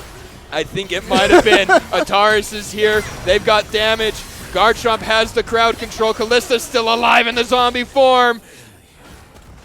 That was utter chaos, Broden. Oh my, that fight was so long. And the dragon the whole time is just belting them with fire. That felt bad. Yeah. Oh my gosh, Garcrush got it! They got the dragon! I thought that was totally Keep Your Summoners. They had 3 people. Yeah, that was crazy. Oh man, when we get that replay, we're gonna have to see how they took that because I couldn't even see that portion. I was watching the fight all the way over by the blue buff. I was watching the positioning on the fight and I didn't notice it right away. I guess we should have probably seen that, but that fight was so crazy. It was so long, like you were saying, and everyone was so low for so long. It just, wow. All right. And Ataris has his Infinity Edge now. There it is. So there will be a lot of damage coming out of the Yone now. Like some of the, if he would have had that in the last fights, like some of the damage being put out probably would have killed people. I agree. Okay, here we go. Look at how low that dragon is. And everyone, even Callista, just like so low. Elite Mad Life is the one? I don't think so. Oh, it was a bomb! Valentine had a bomb on Ataris, and it exploded. Oh, all right, they're going to take down this turret. Valentine shoots it once, and that's all they wanted. Salmon Pony teleports. Now they want to go in onto Cheesebreaker. He goes unstoppable, so he isn't hit with the crowd control. Deepu isn't hit. They stun onto Callista. Ataris has to jump away again. Garchomp is on his way. Ataris goes in with the ultimate. That flash from Valentine saves him. Garchomp gets the first kill of this fight. He goes in with the Pop Blossom. Stuns onto Deepu.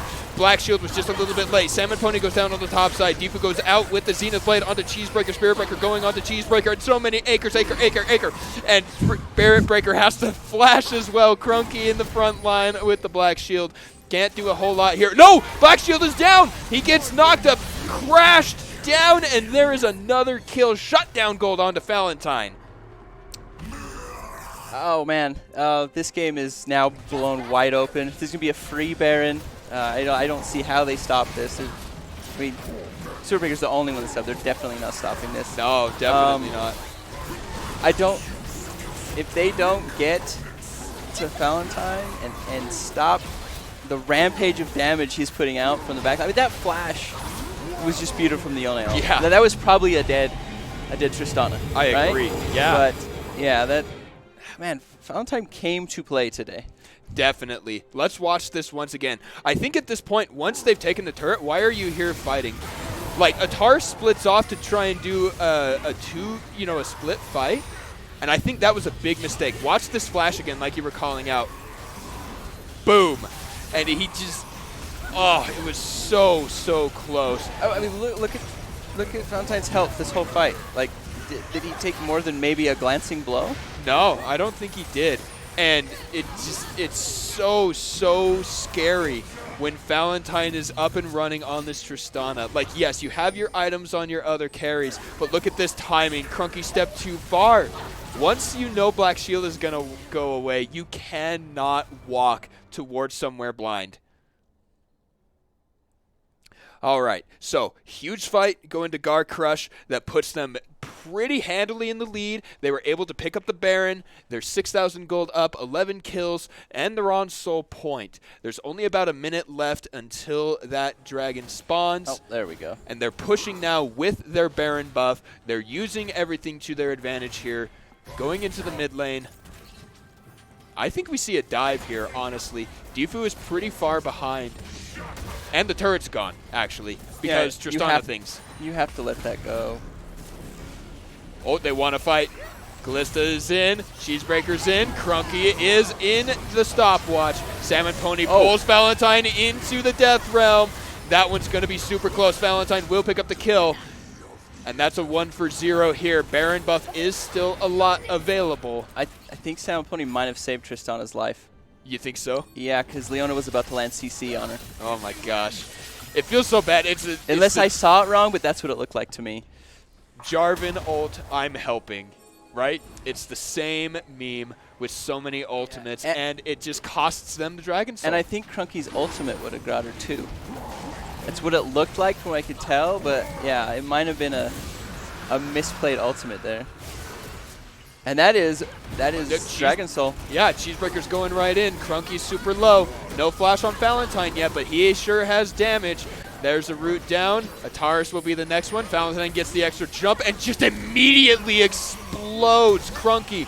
Ataris is going to jump away, but he is not fast enough. He is healing a super dumb amount, though. Did you see that? Oh, yeah. Plus the shield comes up. And you. Oh, my gosh. The only reason that was not an ace was because Salmon Pony had respawned after going down in the initial fight. And Don't protect this. Baron leave is up. Salmon Pony. Salmon Pony does get a nice pullback onto Cheesebreaker. Callista's like, hey, man, no. I want to play. And he gets super crowd controlled, and there is the ace.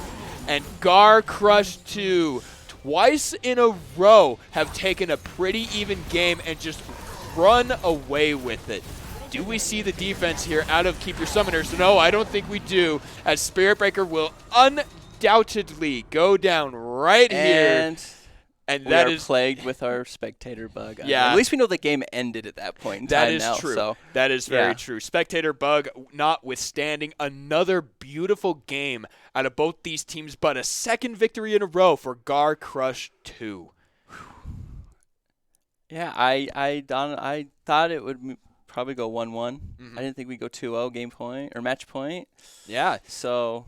But that's where we are. Yeah. And Proden, I want to bring up here right before we go to the break that we didn't see the bot lane focus from Keep Your Summoners again. No. They keep trying to get Salmon Pony ahead in a matchup that frankly doesn't matter.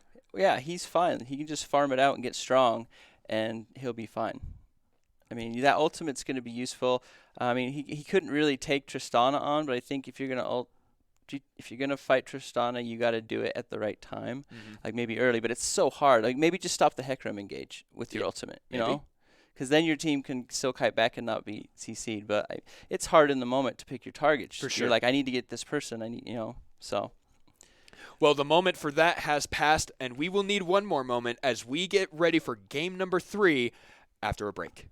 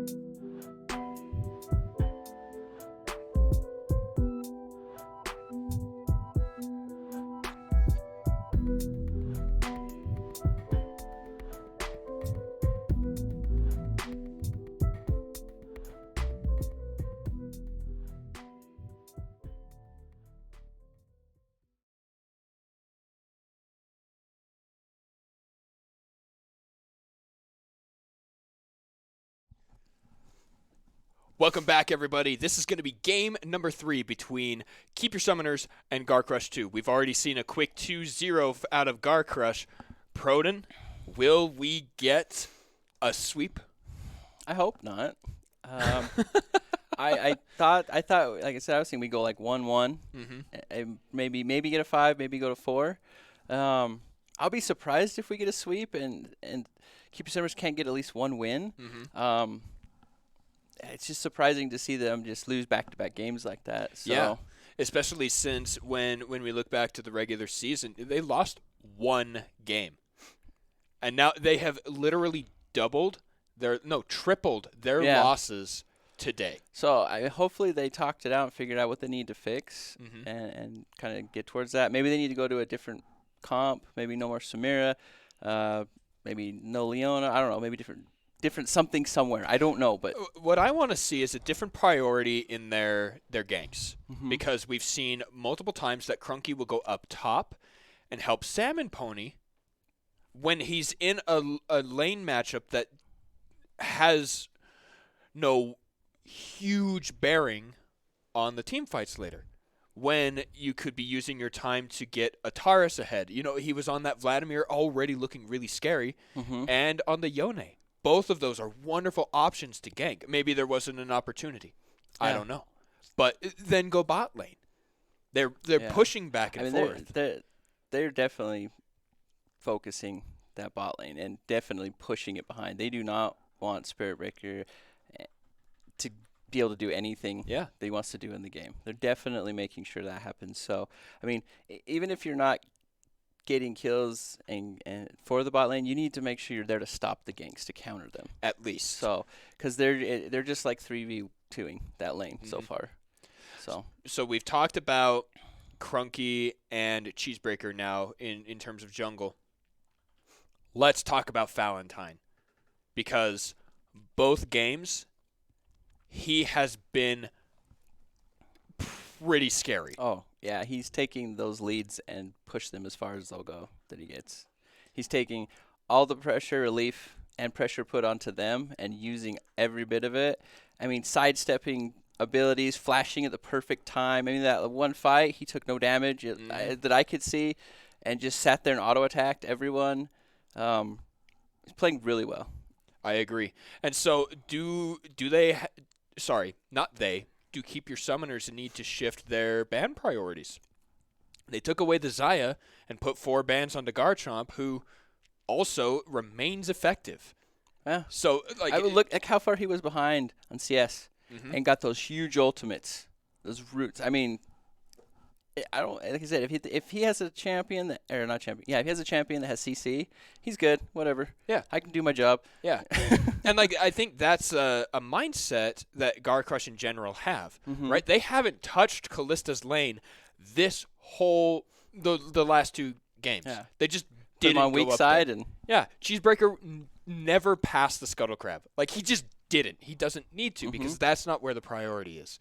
And so, for Keep Your Summoners and for their fans, let's hope that they change up that priority. Stop going to a place where the matchup doesn't decide the fate of the game. Unless you have a carry up there. I mean, if it's 2 people who can't relatively easy kill each other if they play it right, like that last matchup, it's hard for both of them to kill each other unless somebody really messes up. And unless someone is just blatantly disrespecting what's going on around the map, go gank him or something. But you don't need to force a gank. No. You go, make sure your carry lanes are safe. If you see something, go after it. But I think you definitely need to hover between that mid and bottom. Well, we will see if they take our advice or if they even heard it as we are into Game 3's draft. And there we go. The Ahri still the first ban. Malphite going to come through. I'm willing to bet Xayah. I'll give you 3 guesses. Yep. Caitlyn. This next one, what has it been? It's probably Zoe. They did Zoe second round. Was it second round? I believe so. Maybe. Aha, the Seraphine. And then this one is going to be the Sylas. We can just, we can start predicting it here. Garcrush don't have to change anything. That's the scariest part. And that's why I think that's what it's going to be. And there it is. So now Keep Your Summoners have the chance to change something up. Or is the Hecarim still that top priority? Because both teams first picked it the last 2 games. I wouldn't doubt if we see Hecarim if he's open. They seem to both like. Seemed like the champ. Volibear. Okay. That's the first Volibear we've had. In this particular series, So. Okay, and I actually like it. I know that both of these junglers can use the champion to great effect. I think that will be it'll be a nice change of pace too. As the Morgana kind of was, but like I think you can get more done with the likes of a Volibear.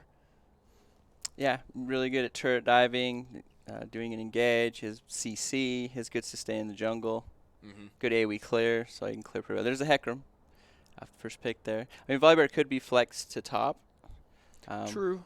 We'll see where they want to play him at. I don't know if we've seen him top from these teams yet. I don't think so yet. We got the Galio. So far, the first 2 picks are, the Cho'Gath. All right, so they wanted the comfort, and there's the Senna. Wow. Okay, so Cho'Gath, they're like, Salmon Pony has to be back on this comfort. I think that if they gank this lane, there's a little bit better chance. And if you get the Cho'Gath ahead, he becomes this unkillable juggernaut. Not even a juggernaut, just this unkillable behemoth. Wall of beef. Yeah. Yeah, we'll go with that. And I like the change up here for the Senna. I think that's a great pick. See, Cho'Gath's great at killing tankier members because he's going to get that huge ultimate and chunk them out for the last bit of their health. So. Right. So, yeah, I would love to have the matchup with Cho'Gath into Ornn. That's great when you hit 6, and if you can get him low, you get that big ultimate. No Yone. I like that, though. I think that Yone is a big threat, and Ataris, now that he hasn't picked first round, they need to focus somewhere, and so they're obviously... Aha! Yes. I was waiting to see if it was going to come through or it was going to get picked. It's too strong, man. Yeah, and then you get tanky if you're doing... Well, it depends if they do the fasting Senna or not. Or support Senna, as you could also say. I don't see any reason not to, especially with the benefits you get from having such a tanky Kench. Okay. Yeah, I like that. I like the Victor pick. I think he's very powerful. Do you play a lot of Victor? No. But his Warp Gate I know can be a big pain in the butt. Yeah. When you're trying to get to him and he drops it, and then you got to either turn around or keep trying to go through it because you're probably going to get stuck. Yeah. His laser is actually one of the toughest things in the game to aim. I don't know if you know that. It's because it's one of those ones you walk up and do it instead of doing it at max range like some other abilities. They just changed one so it would do like it was Yorick's Schools. It'll just do it at the max range instead of walking clear up and doing it. So, which I think is a good change. But I think that's what makes Victor's laser such a pain in the butt. Yeah. All right, so the Vladimir is locked in here for Atars. They want to go back to that one, and Braum to help the Senna. I can appreciate that. I don't think we'd see a farming Braum. Oh boy. Oh, it sucks for Braum. Yeah. Yeah, it really does. Oh my gosh. Okay, so we did see the shift here. Now it's only 3 bans toward Garchomp, 2 toward Valentine, but he still picks out this Vayne. And like, if this game goes late enough, Vayne is not going to have fun because she'll never get to walk up to Senna unless the fights are disorganized. That is very true. Yeah. Especially the ultimate cooldown for Braum has been reduced in the last several patches. And it has more of a knock-up on the first person. Yep. And so even if you do tumble to try and knock him away, it's just like you're going to get hit. Yeah. Interesting. Like, I haven't seen Senna and Braum really match together in a lot of games, so... And normally you pick Tahm Kench because you want her just to collect souls. You're worried about getting the souls. So I wonder if it's going to change from that more supportive style Senna to an actual farming Senna. I wonder as well, because I think Braum has the potential to be, especially if you can build him like you do the Tahm Kench. You get those beefy items, make him so much more durable.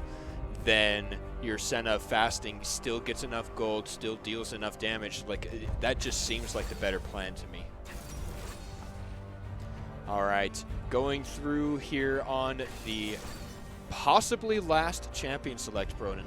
If Game 3 is like Game 1 and 2, we're done.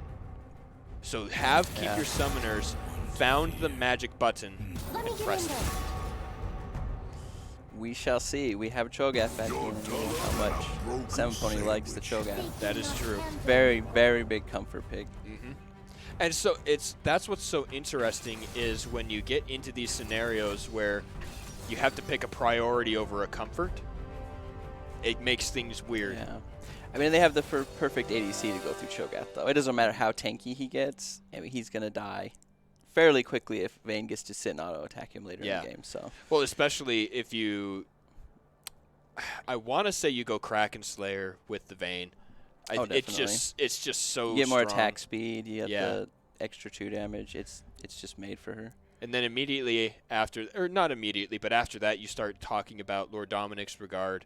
You know, you're already dealing % max health damage, and then you take away what armor they're building, and it just, that feels so bad because what you see these tanks with 5,000 hit points and 300 armor, and you're like, kills I them in can't. 6 autos. Yeah, it's so bizarre. It's mildly tilting, actually. Yeah. Because I've been the tank on that side of the matchup, and it's a bummer. It is indeed. Yeah, because you're like, you take these little nicks of damage, and all of a sudden a big chunk, and you're like, man, that hurts. Okay, so we have the 2 comfort picks of the Cho'Gath and the Vladimir here for Salmon Pony and Ataris, respectively. Keep Your Summoners seem to think that will be enough. What do you think? Do you think those 2 pieces are going to be sufficient to fix and win this game? Possibly. Maybe they feel more comfortable with letting Salmon Pony just do his thing in the top lane now, and they can focus mid and bottom a little bit more, because you've got to have your damage dealers ahead, because if Vayne gets ahead at all, I mean, your tanks, they're not tanky ever. You have to get on top of her. So if she's ahead, they're tissue paper as well. So you definitely need Senna to threaten with that range and that damage, and you definitely need Vladimir to be able to threaten, just blowing somebody up. So I really think you've got to focus mid and bot. So we know about champion skill floors and champion skill ceilings. The skill ceiling is the highest potential that champion has. The skill floor is... Where you start, right? Well, not necessarily. It's to be good. Oh, To be okay. good on the champion is the skill floor. Champions like LeBlanc, Kayn, Vladimir have higher skill floors than, say, Garen or Wukong. Yeah. Most champions' ceilings are relatively close to each other. But that's what they're gauging here in the client when you see like super hard or easy. That's their skill floor. I think Vayne has a very high skill floor. She is super squishy. Yeah, and super. people like to roll into fights instead of kiting when you get insta-gibbed when you roll in sometimes, because she's very short range. Yeah, and that was the other thing I was going to say. She's super squishy. She's shorter range than even Sivir and Lucian, if I remember right. Yeah. And so you have the high damage, but it's again that rock paper scissors thing is if you deal that much damage, like you can't not be so squishy and so low range, right? Mm-hmm. And so we're going to have to watch Valentine, who has done excellently on the last 2 picks, to see if he has the skill floor mastered. If he does kite instead of dodging in for or rolling in for no reason. And all these other parts that make playing Vayne so difficult. Yeah. I mean, you can roll in at times, but if you watch a lot of the good Vayne players, a lot of them will roll side to side when they're fighting. They don't necessarily roll in unless it's to get that last shot and they're safe. But a lot of them they'll roll side, side, back. They roll all these different directions to where they can still auto you, but get away. They don't put themselves in a ton of danger. So, and that's a skill to realize when you can roll forward and when you have to kite side to side or back. So, and she's great at doing that. I mean, she has a roll, decent mobility. She goes invisible, runs around your team. She's invisible for a second when she rolls with her ultimate up. So, and it's just if you're good at this champ, it's pretty gross. Yeah, for sure. And we've seen Valentine overperform on the other 2, and so if he can have at least the same level of competency on this champion, then Keep Your Summoners is doomed. Yeah. I mean, a lot of that to do is with his jungler too. Like just going down there, getting the leads, get him the separation in power between the two ADCs and the supports, and making sure they're ahead. So I would assume it's the same thing that he's gonna focus bottom again. But I could be wrong, but I don't think I am. Game number 3 is underway. The 5-man stack from Keep Your Summoners is up on the top side. Garcrush decided to go into the fan formation. They had vision, so they're going to get a little bit of vision for themselves in that red side jungle. And I was hoping for a level 1 play, Proton.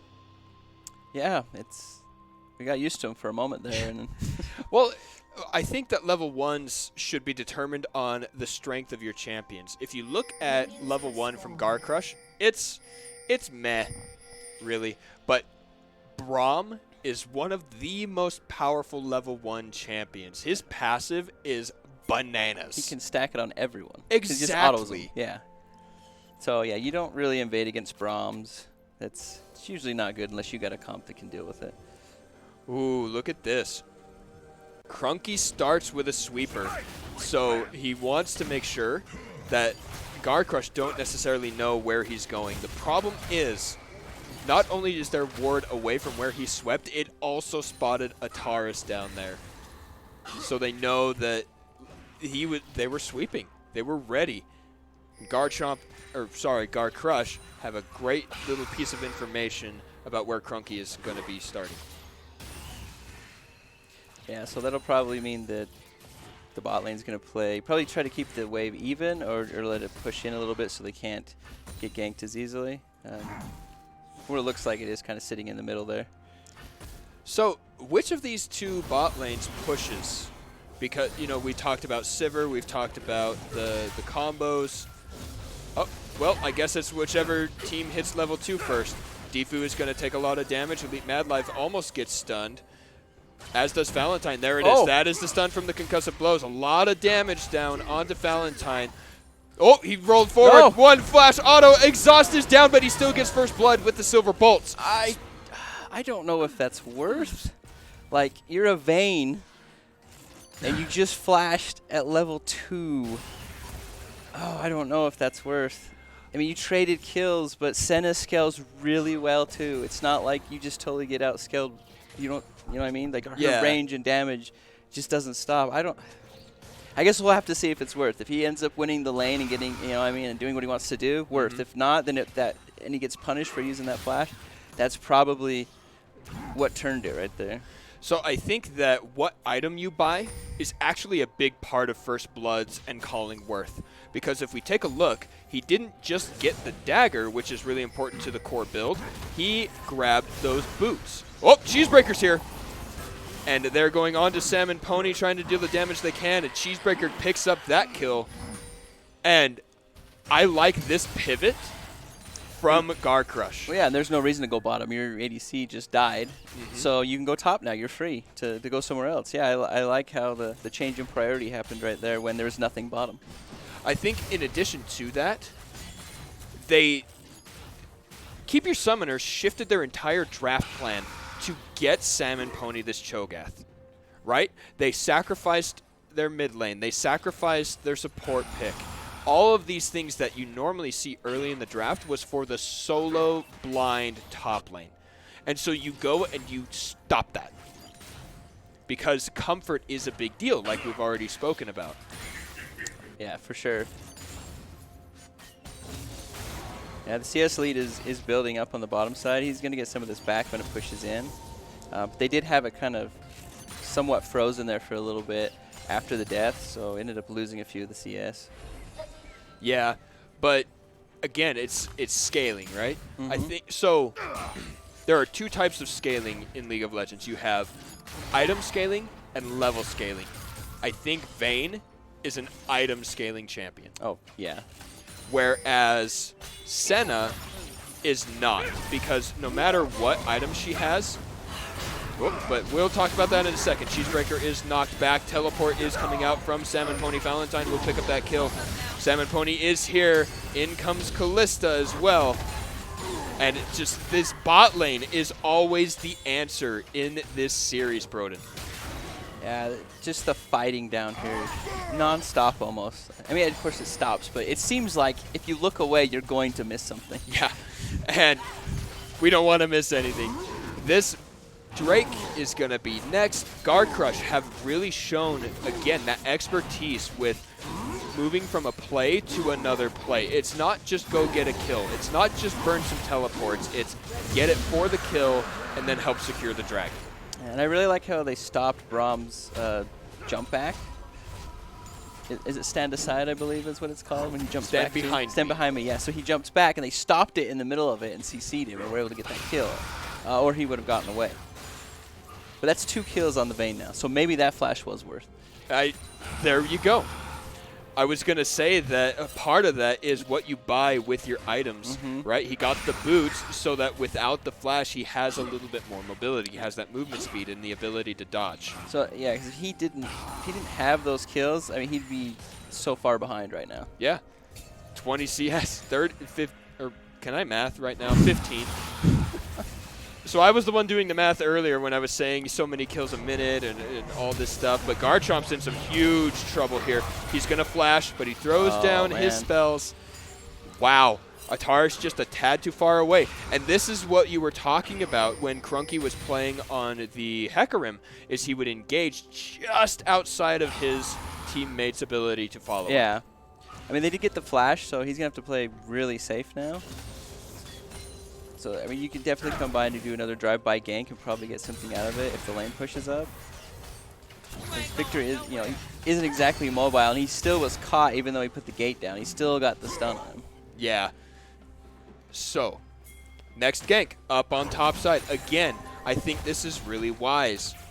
Cheesebreaker and Callista know a Salmon Pony's suddenly in his comfort zone. Beautiful fear. Salmon Pony has no hope here. He gets knocked up, brittled, and slain. Cheesebreaker gets that one as well. Now 2-0-1 on the Hecarim. They're not going to allow this Cho'Gath to scale. No.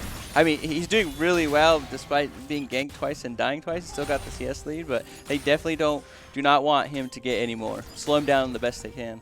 Yeah, and it goes back to the priorities, right? Instead of changing where Keep Your Summoners wants to put their attention, they gave another target to Garcrush. And I think that that's going to work out really nice. Assists on the Ornn, just levels on the Ornn, is really all you need. Just like Vayne. Yeah, look at the CS of Vayne now, too. She's caught up quite a bit. Or I should say Valentine's caught up quite a bit. Yeah. All right, next gank here onto Garchomp. Ataris has already started. Crunky is coming in. Garchomp is trying to dodge it out. Gets hit with the Hemoplague. I think he's just dead. Oh, my gosh. I was like, please hand that over to Vladimir. Yeah. Give him that kill. That is good. That's really good for Vladimir to get that overkill. Another engage here on the bottom side, perhaps. No, the chains will stop that one from going. And that was a nice disengage. Yeah, I think Defu did his stand behind me a lot better that time. He didn't get hit by the taunt first, then try to go. He went before the taunt hit, so he didn't get that initial CC. So, CS in favor of top and bottom, but only barely for Keep Your Summoners. But take a look at the jungle here. 10-13 over in favor of Cheesebreaker, who is also 2-0-1. So, just this vast gap of about 1,000 gold is making Cheesebreaker on this Hecarim just so terrifying.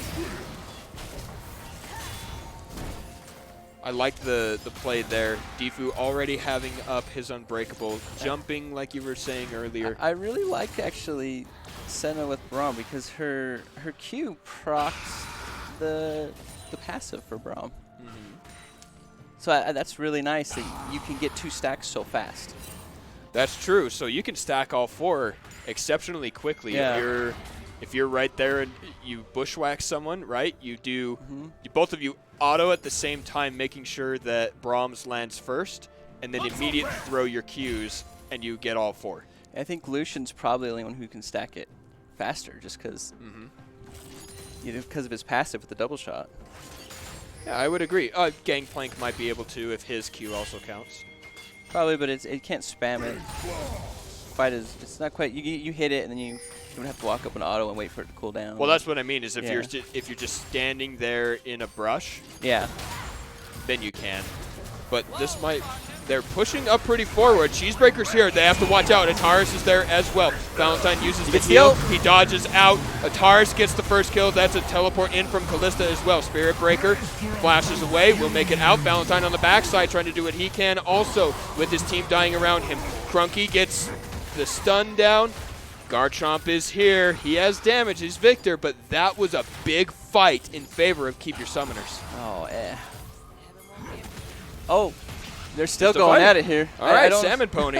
I don't know if Salmon Pony's scary enough at this point, though. No, but he had the rest of his team on their way. This Drake will go over, and that's not too bad, right? You get the 1-for-1 trade. You give up the dragon, but it's not too dangerous. And we get our third Infernal Riff. Well, look where the kills went. Like, perfect. Perfect where the kills went. All 4 on your 2 carries. That is really what you want to see. And so I forgot to bring it up as we were getting into the game. Flash forward from Crunky. Oh boy, he's going to get knocked back, has that Chaos Storm on him. Do they have the damage? They will pick it up. Garchomp gets that one. Stand behind me from Defu. They really want to get some plates off this turret. Garchomp is too low to really They let it happen. chunked that turret so fast. Was that double demolish? Oh, I'm pretty sure, possibly. yeah. I'd just say it lost 2 plates like instantly. I think it was double demolish. Yeah. So, anyway, that was fun. That gank was crazy. Look at that range, just shoots her from across the map. And Spirit Breaker shooting Valentine. that reminds me of what I was going to say. This is not a fasting Senna. I forgot to check once we got into the game. And I wouldn't think so with Braum. I think that what's so good on Tom Kench is he has the thick skin. So he gets like a double health bar. yeah, but your stand behind me scales with armor and magic resistance with if you're Braum, if I remember right. So if you're able to pick up some of those items, you become so much tougher. I think it's just a percentage of damage reduction it does. Oh, okay. Or, well, yeah, the stand behind me does, but the shield is what I'm thinking does the percentage of damage. So I think you're right with the stand behind me. So that's what I was thinking was Yeah. if you can do that and you have your own damage mitigation through items, then he could be a lot more powerful. Yeah. But you're right. The thick skin from Tom Kench does make him better in that aspect, which is why you see him picked more often than the Braum. Well, they're setting up for another gank in the bottom. But the ward sees it. Oh, boy. And in the other brush, too. Very, just to make very sure wise. he doesn't sneak around there and make me think he went back. They want to go anyway. Defu is hit with the taunt. Ooh, Cheesebreaker doesn't do it quite right. Knocks him toward the tower instead of away. They don't lose anything for it. Vayne lost half her health in that engage. Well, I stand corrected. Like, I think she accidentally might have been hit by an ability. So here we go with the top lane fight again. Callista perfectly times the Searing Charge to get the knockup. Oh, more fights. Knockups back and forth. Who wins this? I think Cho'Gath wins this. Unstoppable. Oh, he was so close. Flash is burned. Salmon Pony comes out ahead. And in we go. Galio has thrown the ultimate. They get the knockup, but Ataris is on a killing spree here. Defu goes down. Valentine takes that one. Valentine's in some trouble. Spirit Breaker will take him out. Now on a killing spree. Double kill for Spirit Breaker on this Senna. 4-0. That is huge. This is what they've been needing. They've needed their bot lane to not be behind. Yeah. And not only are they not behind, they are ahead. In the farm, they're 20, almost 30 up, 4 kills, 0 deaths. And, you know, maybe it's the fact that Senna is safer than It's just so hard for Vayne to get to her before she gets damaged. But here's the replay. Yeah. So they're fighting over the blue buff. It seems inconsequential as anything, but Ataris just ripped through everybody in this fight. Like, even getting taunted a second time, there's no damage to stop him. Yeah, and Vayne was in no woman's land right there, just like between a guy top and Spirit Breaker coming from the bottom. Like, you don't have anywhere to go at that point. Right. So what about that 1v1 from the top laners there? Talk to me about that. It was so close. I mean, he could have went to bite and health regen or something happened and it barely ticked it above. Or I don't know if he had a health potion popped and that's why like maybe it ticked up and he didn't kill him. But he had to live by just a few health. Yeah, it was very, very low for sure. And even with the two, like you said, Salmon Pony doing a great job just proving how powerful the pick of Comfort can be. Because he's been ganked and killed twice. He was ahead in CS for a while. He wins the 1v1 and burns Kallista's flash for it. Yeah, Cho'Gath has got his first item, Chem Tank. He's getting pretty beefy right now. I don't know what the stacks are. I would assume he probably has some from the wave. I mean, I know a lot of times people will just use it on the wave just to get the early stacks. And he's grown some size, so I don't know how many he might have, but I'm pretty sure he has. Yeah, he hasn't got an assist or a kill, so definitely no kills with the Chomp. So if anything, it's got to be from minions. The max you can have from that is 6, is it not? Yeah, Okay. minions and monsters. Epic creatures, I think, if there's no limit. Oh, and Callista just Yep, it was smacked an him. ultimate. They burned his flash from the fight before, and he got him with the Call of the Forge God. It cost him almost his life, as you can see there. His hit points are really, really low. But again, drawing attention to this bottom lane here for Keep Your Summoners. This is what we've been expecting, right? Getting the help onto Spirit Breaker and Defu, and with that, they get priority and are able to secure their second dragon for free. Yeah, and if they get this Dragon Soul, this could be really great. But like with Senna's range, Vladimir's ability to go in AoE, just extra AoE damage. It's going to help the tanks. Like even Cho'Gath will love this because he'll get a little extra damage and he'll already be super tanky. Valentine is dead. And now Crunky is here. They don't even really need to worry about Callista because they can just turn off that turret. They do. They have the damage. They're going to continue fighting. Crunky going in onto the Elite Mad Life. A nice taunt will keep him safe for a little bit. Justice Punch will get him out in time. The rest of Garcrush have arrived, but it will not save that turret. Yeah, I was thinking that was a dangerous teleport to that turret right there. That both volleyballers ult up and just the way they have the wave pushed. I don't know if you're going to get out of one, but somehow nobody dies other than Valentine. Which, based on our conversations before, not what we needed to see out of him for the quick 3-0. Defu gets the slow and just lets Spirit Breaker pop him. Yeah, that range it's just really hard to deal with. And, man, if he hadn't been able to turn off that turret, though, I'm pretty sure Crunky would have gone down. I don't know if you saw how many shots he was supposed to have taken. You could see the red line going across. I almost thought the ult where he landed it wasn't close enough, but I guess it's wider than what it looked. All right, 8 kills to 8, 18 minutes in. They just got their Drake. Baron isn't available yet, but 2 turrets in the favor of Keep Your Summoners. This game is looking as close as the last few, within 3,000 gold, but it's opposite favor. Cheesebreaker's coming in. He goes to the onslaught of Slados, knocks back Defu, but the heals from the Senna are pretty good. Defu flashes out. They do get the knock up there.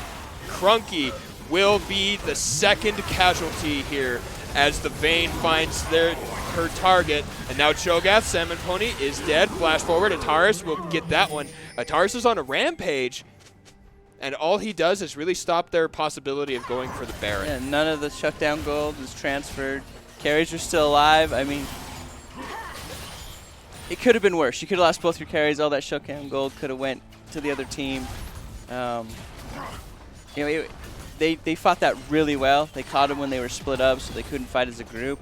Picked him off, got a turret for it, got 3 kills, so well played. Agreed. But now it's 3 turrets to 1. That was a big swing for gold and kills in favor of Garcrush, but what comes after that? Right? There was no other objective. They got just that mid lane turret, but that's traded. So as of right now, It was just the kills. And let's see how they find themselves in this situation, Defu and Crunky. Just, I think, lazy ward scouting. Yeah, this is a great engage by the Mad Life. The Elite Mad Life. He gets a double taunt right there, and then everyone just... There's like not a really good spot for the rest of the team to be, because they're going to get flanked from behind by Victor. They have to go around. They can't fight together. You just split the team.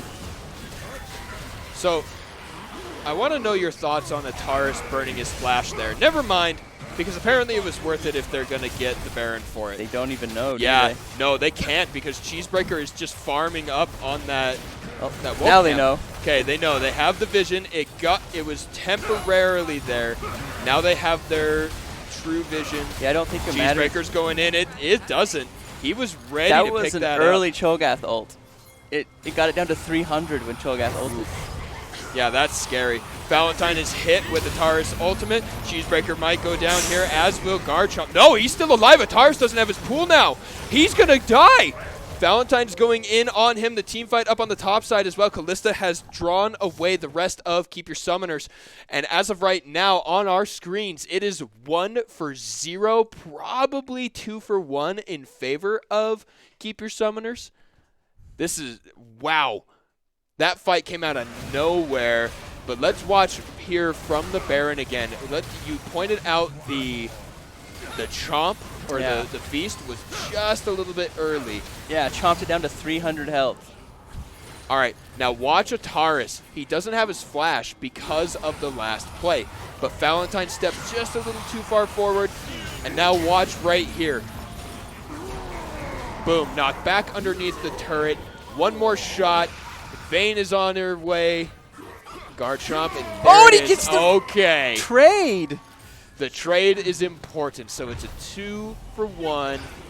And who summoned the Rift Herald? That had to be Garcrush, right? That summoned that? Yep, they did. And it probably looked like it was a reflex thing, like trying to get the sweeper or a ward or something. Yeah, sometimes when you've had it for too long, you forget you have it and go to ward or sweep. But all that shutdown gold on Valentine, though, I mean, you definitely don't want Vayne being powerful. I mean, I still think these fights are really hard for that champion's navigation of them. Yeah. Because Senna's, I don't know what we're on with souls on Senna, but the range on her is just huge. Like, Vayne can't get close without probably losing half her health before she gets in range to auto attack. Yeah, that's always a problem when you're drafting Vayne, is the range. This is for soul point. Indeed. So Garcrush want to take it so that it is harder for Keep Your Summoners, but can they even do it? Salmon Pony's on the back side. That's a beautiful flank position. Force him out. Cheesebreaker wants to go in.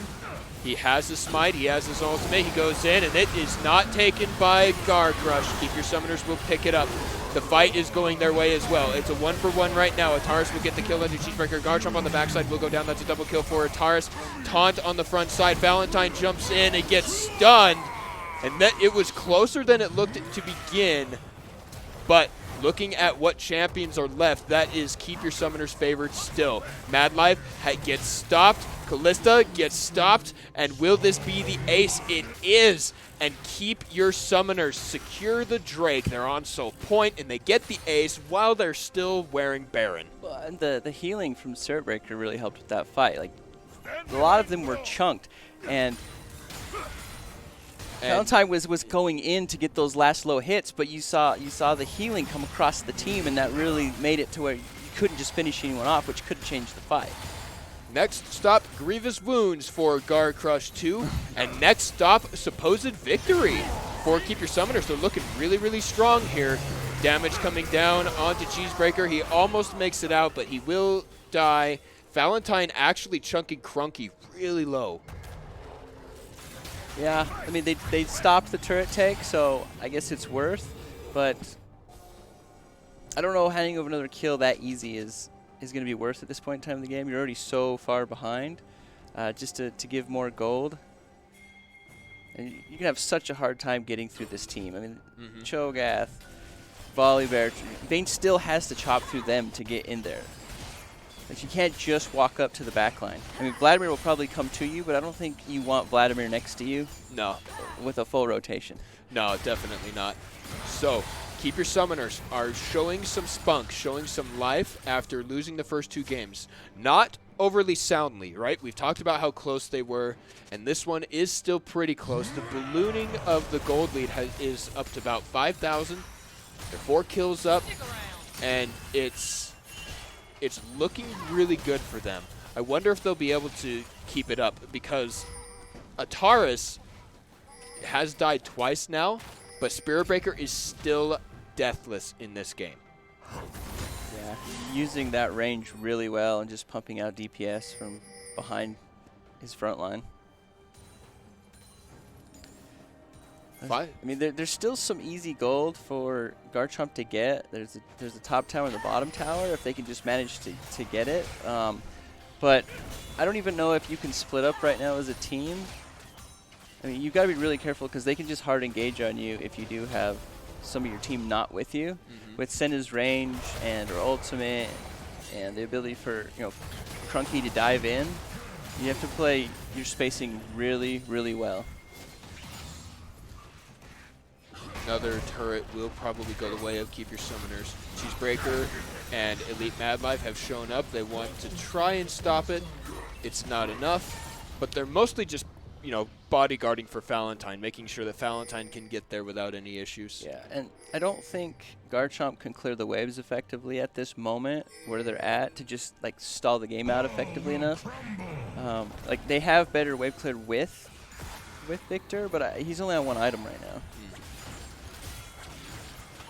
And I like that he has the Oblivion Orb already. We talked about healing from the Vladimir, healing from the Senna, and even Cho'Gath regen is important to remember when picking your items.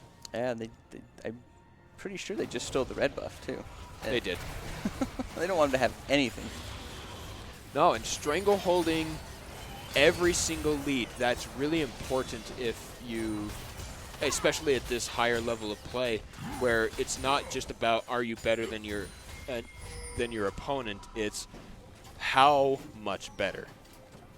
Are these late recalls on the Baron right here? I mean, it's coming up right now. Are they going to be able to make it in time before they can position?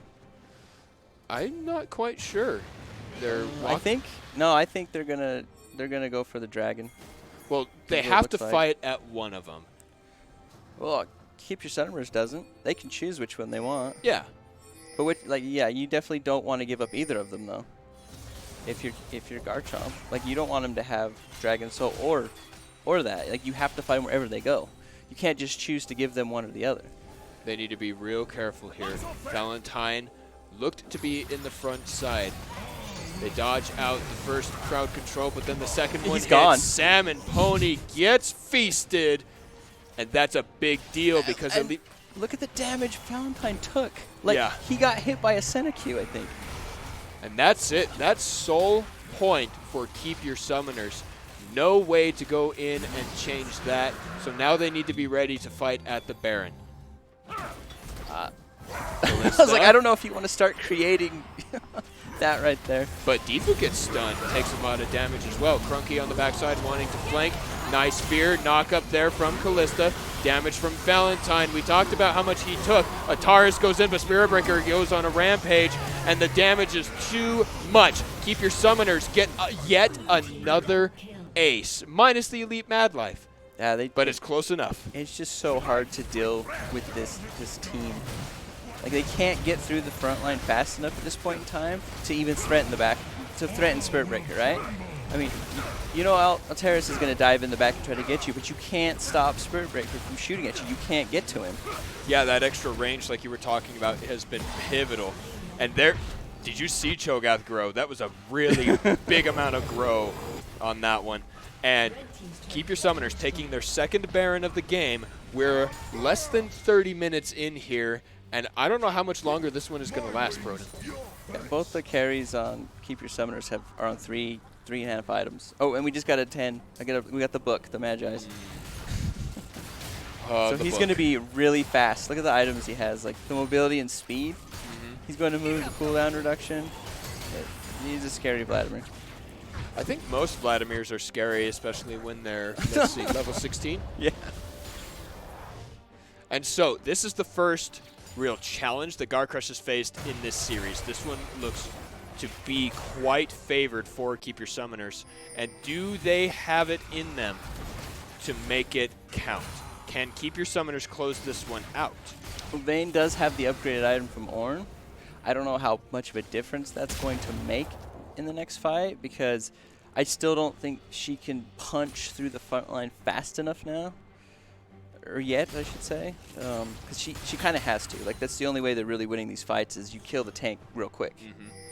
So Infinity Edge is on its way for Valentine. Once that's completed, I think that ability to chunk through those tanks in that front line like you've been talking about will be available.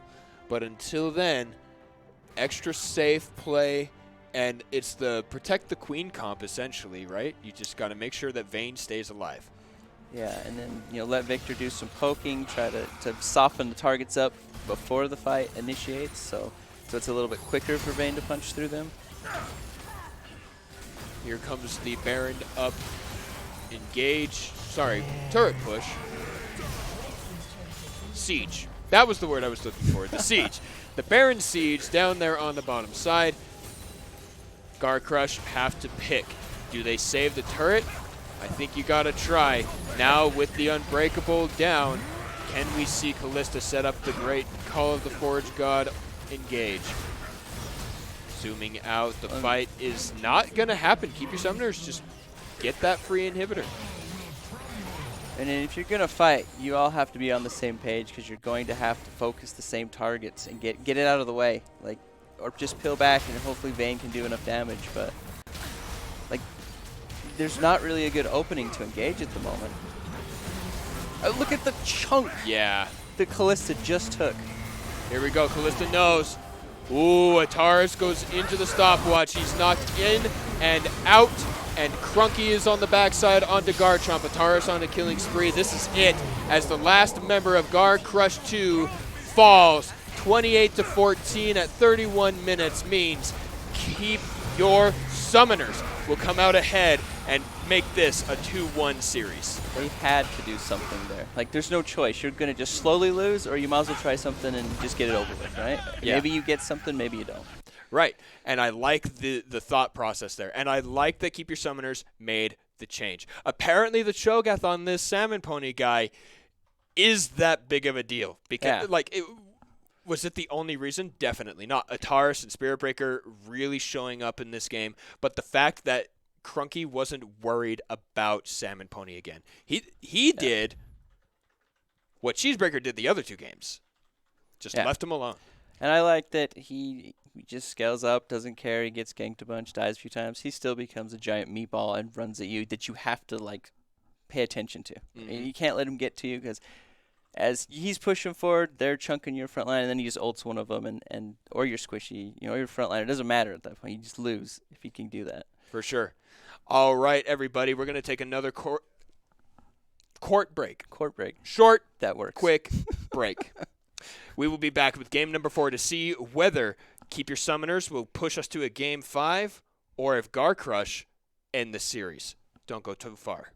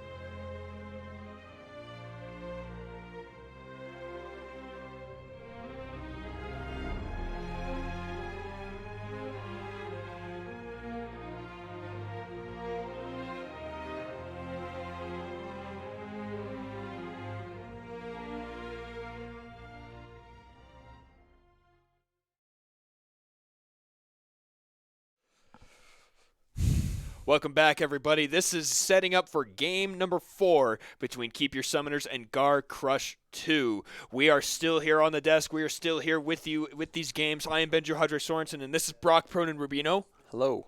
All right, game number 4 coming in. Proden, is this was last game the beginning of the reverse sweep, or was this more of just an adaptation that needs to be answered by Garcrush? I think they tried to do something different because they banned out some of the safer ADCs. So they were thinking, oh, there's a Cho'Gath, let's just get Vayne and we'll take care of that. But if Vayne doesn't get to that point where she just two-shots your tanks, it's so hard to battle against Senna. And when Senna gets that many souls, like I'm pretty sure there was fights where the Vayne didn't even get to do anything and was half chunked from Senna's Qs or Vladimir maybe hitting her with some AoE. That's just really hard for Vayne to do in that fight, especially playing from behind. Yeah, and so we were talking a little bit during the break, and we don't think that Vayne was necessarily the right pick. It wasn't a bad one, but when making decisions, you have a good idea, a better idea, and the best idea. Yeah. And I think that Vayne was good, but it wasn't better or best. Yeah, I just wasn't sure how you deal with Senna into the late game. Like Vayne does a ridiculous amount of damage, but Senna doesn't stop scaling. She heals her team. She hits you from across the map with just a normal ability. It's not even her ult. Yeah. So unless you have a good way to get on Senna and stop her from doing that, I don't know how Vayne walks up without just taking so much damage. For sure. So and we're going to see what adaptations come here as we are into game number 4's draft.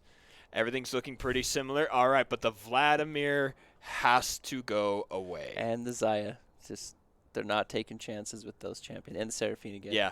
I think that Keep Your Summoners are scarred permanently from how that Xayah-Seraphine combo worked in game number 1. I agree. I would get rid of those. And so what do you think about the Hecarim ban here? Garcrush seemed to like it. They've played it twice, and now they don't want to pick it, and they don't want to give it over to Keep Your Summoners. Yeah, maybe they're looking to pick a jungler, a different one, and they don't want to give over Hecarim. And so they'll just ban it instead of picking it because they don't really want to play it this time. So this is exactly what I thought was going to be the next pick. I was like, oh, did we see the Udyr? No. This bear is a little bit better than the 1/4 bear. Yeah. 1/4 bear. Yeah, he's a quarter of a bear. Right? Because he's also a phoenix, a tiger, and a turtle. Yeah. I get you. Oh, and his passive is a monkey stand. I like calling him the man-bear-pig, but... And that's fine. So the man-bear-pig versus the actual gigantic bear. There we go. All right. The Cho'Gath again. Cho'Gath is back in. And the Senna. Okay. For now. Wait, it's only hovered. I like it, though. I think Keep Your Summoners do lock that in.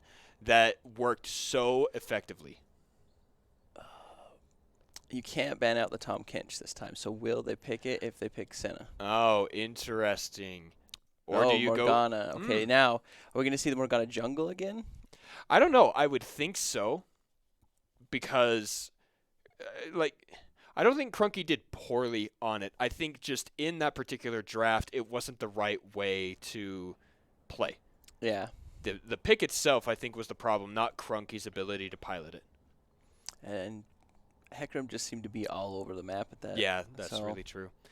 Okay, but then the Jhin Thresh are immediately locked in for Garcrush. See, so this is more what I was thinking in terms of what else you pick other than a Vayne. Like, does Jhin rip through tanks? No, not really. But Kai'Sa does, and Jhin can at least survive the lane, right? And so now they have this opportunity to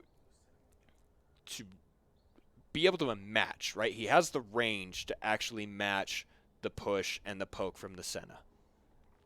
There goes the Tom Kench. I'm honestly not surprised. They're probably guessing the Morgana's in the jungle as well.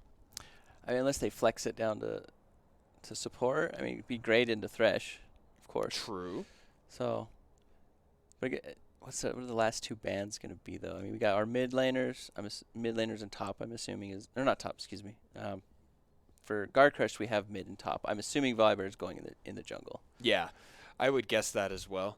All right, the Nico's still taken away. They still do not want Garchomp getting on his favorites. Just super effective, even though behind in CS. Like, it didn't matter. He just used all that CC to the full effectiveness he was able to. I guess they like the Ramasena in the bottom. All right, that Bring means that back. It worked. It seemed to work yeah, pretty well. it definitely worked, and then that saves them their counter pick for mid lane, meaning we should see solo laners coming out for Garcrush here. I like the Gnar ban. I think Gnar does well into the Cho'Gath. Like when he's mini, The percent health. yeah. As it's long that as you don't extra get damage. silenced and knocked up, you're usually okay. Yeah, if you can dodge that out, it'll work. Victor locked in, blind. I guess they're both. No, not necessarily both blind, but this gives them a chance to talk just a little bit more about what they think, what they're thinking, what their strategy will be, and what else does well into the Cho'Gath. Honestly, I don't think I would. I mean, Set. Okay. Set's what you really like to push into Cho'Gath because you just launch him into their team. I don't mind the Set, but I really want to see the Camille. I think that Camille could do really, really well. Yeah. I mean, if Cho'Gath gets behind on that, she just probably blows him up every single time with the true damage. But they just want to. It looks like they just want meatballs in the top lane. They want somebody to absorb all that damage and get in on the team and cause the pain. Rise. All right. I like the Rise pick. Yeah, and this is one is going to be coming out of a Taurus. Rise, I think it's Control Mage, right? We talked about how Control Mage is probably going to be the mid lane meta just based on these players' styles. I don't think we've seen the Rise from him. We saw it in the last series, and it was pretty effective. Just the wave clear, the pure damage, the fact that the Q has a much longer range than it looks like it's supposed to have. I'm absolutely Yeah, I mean, and they'll definitely have good wave clear with Rise. Victor, good wave clear too. So they can both kind of stall games out if they need to or clear waves as need be with these two picks. But it'll be interesting to see how this plays out. I mean, with the giant meatball Scion. Yeah. And you got the mega meatball Cho'Gath in the top. So they're two champs that don't stop scaling. And that's exactly what I was going to say. The two health scalers that infinitely get more health. If you play them right? Because you need to farm on the Scion, otherwise you stop getting it. And you need to get the kills and the secures on the objectives for the Cho'Gath. Yeah. And they're just going to go up and slap each other with the Grasp of the Undying the whole laning phase. That's going to be entertaining, actually. I want to know who will have the higher amount of hit points by the end of the game. Yeah, I mean, as long as Cho'Gath is getting some feasts off, he gets a bigger chunk of health per feast than Scion does per kill. Yes. On the minions, but by a I lot. mean, if Scion's got a high CS score, though, he's gonna have a lot of health. I mean, you got a 6,000 health Scion and Cho'Gath coming at you. My gosh. And then, so after that, you pop the stone plate at full hit points, and you have 13,000. Well, that was the old stone plate. The new one, you're right. It just doesn't gives you do the it as shield. big. Yeah, that was silly. Back in the day when Cho'Gath just runs at you and eats you for 8 billion damage. The good old days. But keep your summoners. They wanted to prioritize jungle and bot lane in terms of draft in the first two games. And in Game 3 and here in Game 4, they have realized that Cho'Gath has to be in their first rotation. Yeah, he's just solid on it. Even like I said, he absorbed a ton of ganks. He died a few times, but he was still effective at what he needed to do in the game. Stopping Vayne, making Vayne attack you while your Senna, who's super fed, blows up everybody. And eventually you're gonna die to the Vayne, but she still has to chop through you, and she's behind. Yeah, and we talked about how she is an item scaling champion, right? So we only barely saw the Vayne with the third item before the game ended, and so let's flip the tables here. Sorry, turn the tables because we don't want to just flip table them flip. uptown with All that. right, whatever.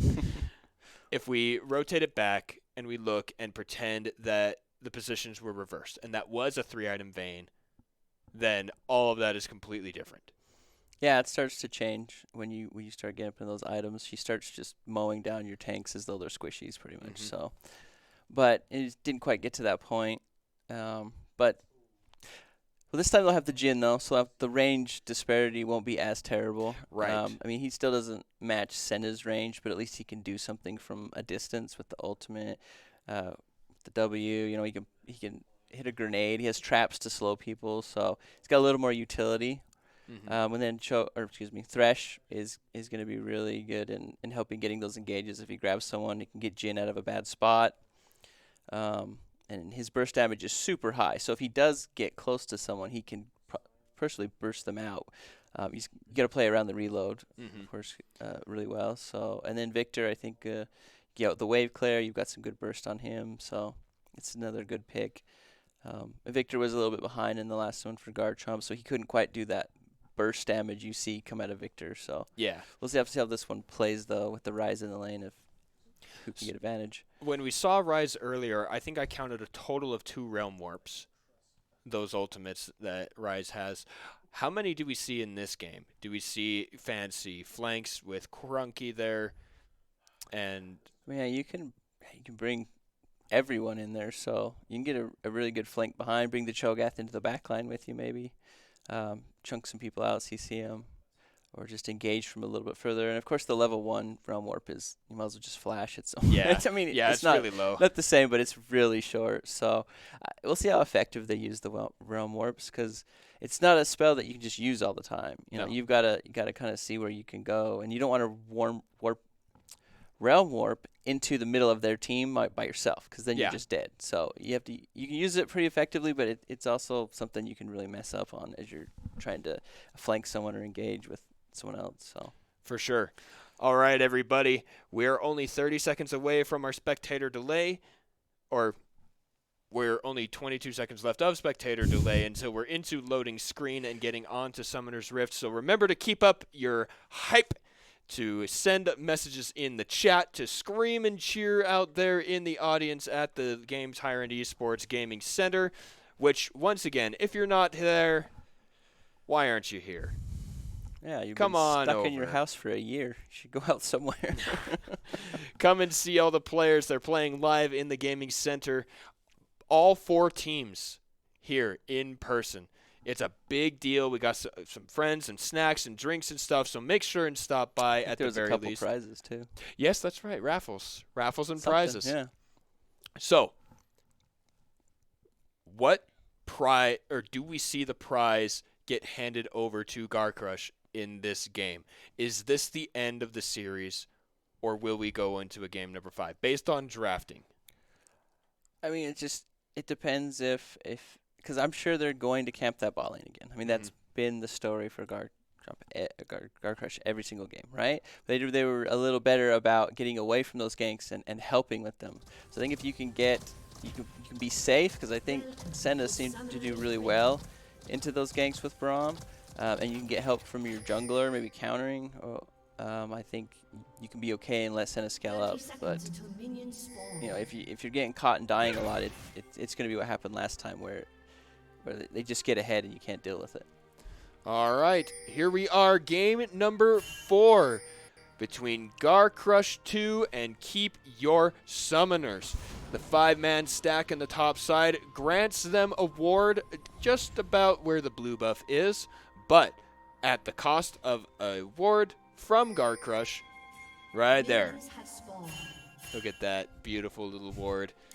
I wonder if everyone cheers when they see a ward being cleared, like if you go to the LCS games and people cheer. Yeah, back in several seasons, I remember when that was a thing. It got old pretty quick, I think. It became a meme more than anything. Yeah, that's true. All right, 5 more seconds. These buffs are going to spawn. That ward I don't think has vision on this buff, actually.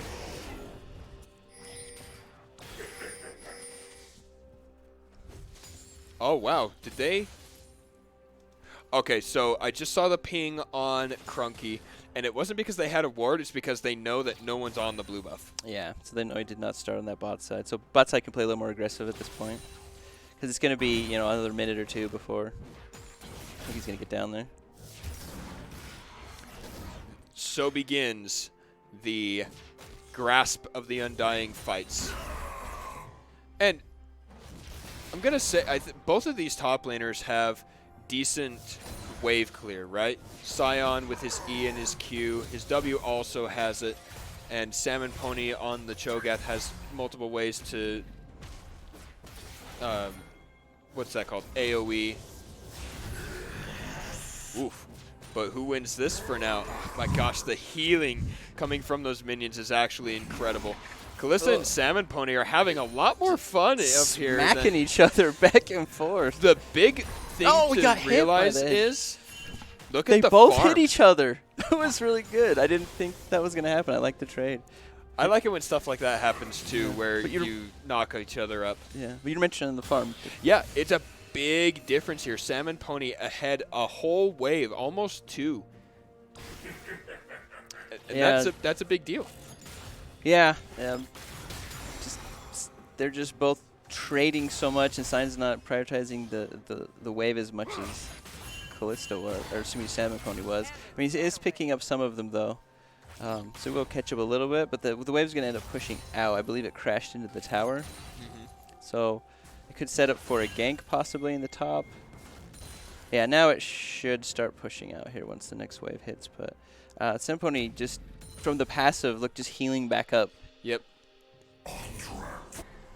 It's tilting. Spirit Breaker gets, flash out, root into the Thresh Flay. A lot of spells used there. 2 flashes burned. That was a critical gank. Yeah, it just walked up to the bush and there was a bear in it. You can't just walk up into bushes. No, you can't. So, normally, what we see out of Sion... Oh, here we go. There's the other one. They get the stun. They get the root. That's damage down onto Defu. Summoner heal has been burned as well. He's healing. He's ignited. Cheesebreaker is super low. First blood over to Valentine. Flash away means Cheesebreaker survives as well. Oh, Elite Mad Life! He lands it! No hook, or no... Oh, we flashed! Valentine picks up the kill, and the Dark Passage will save him! Oh, man. Holy crap.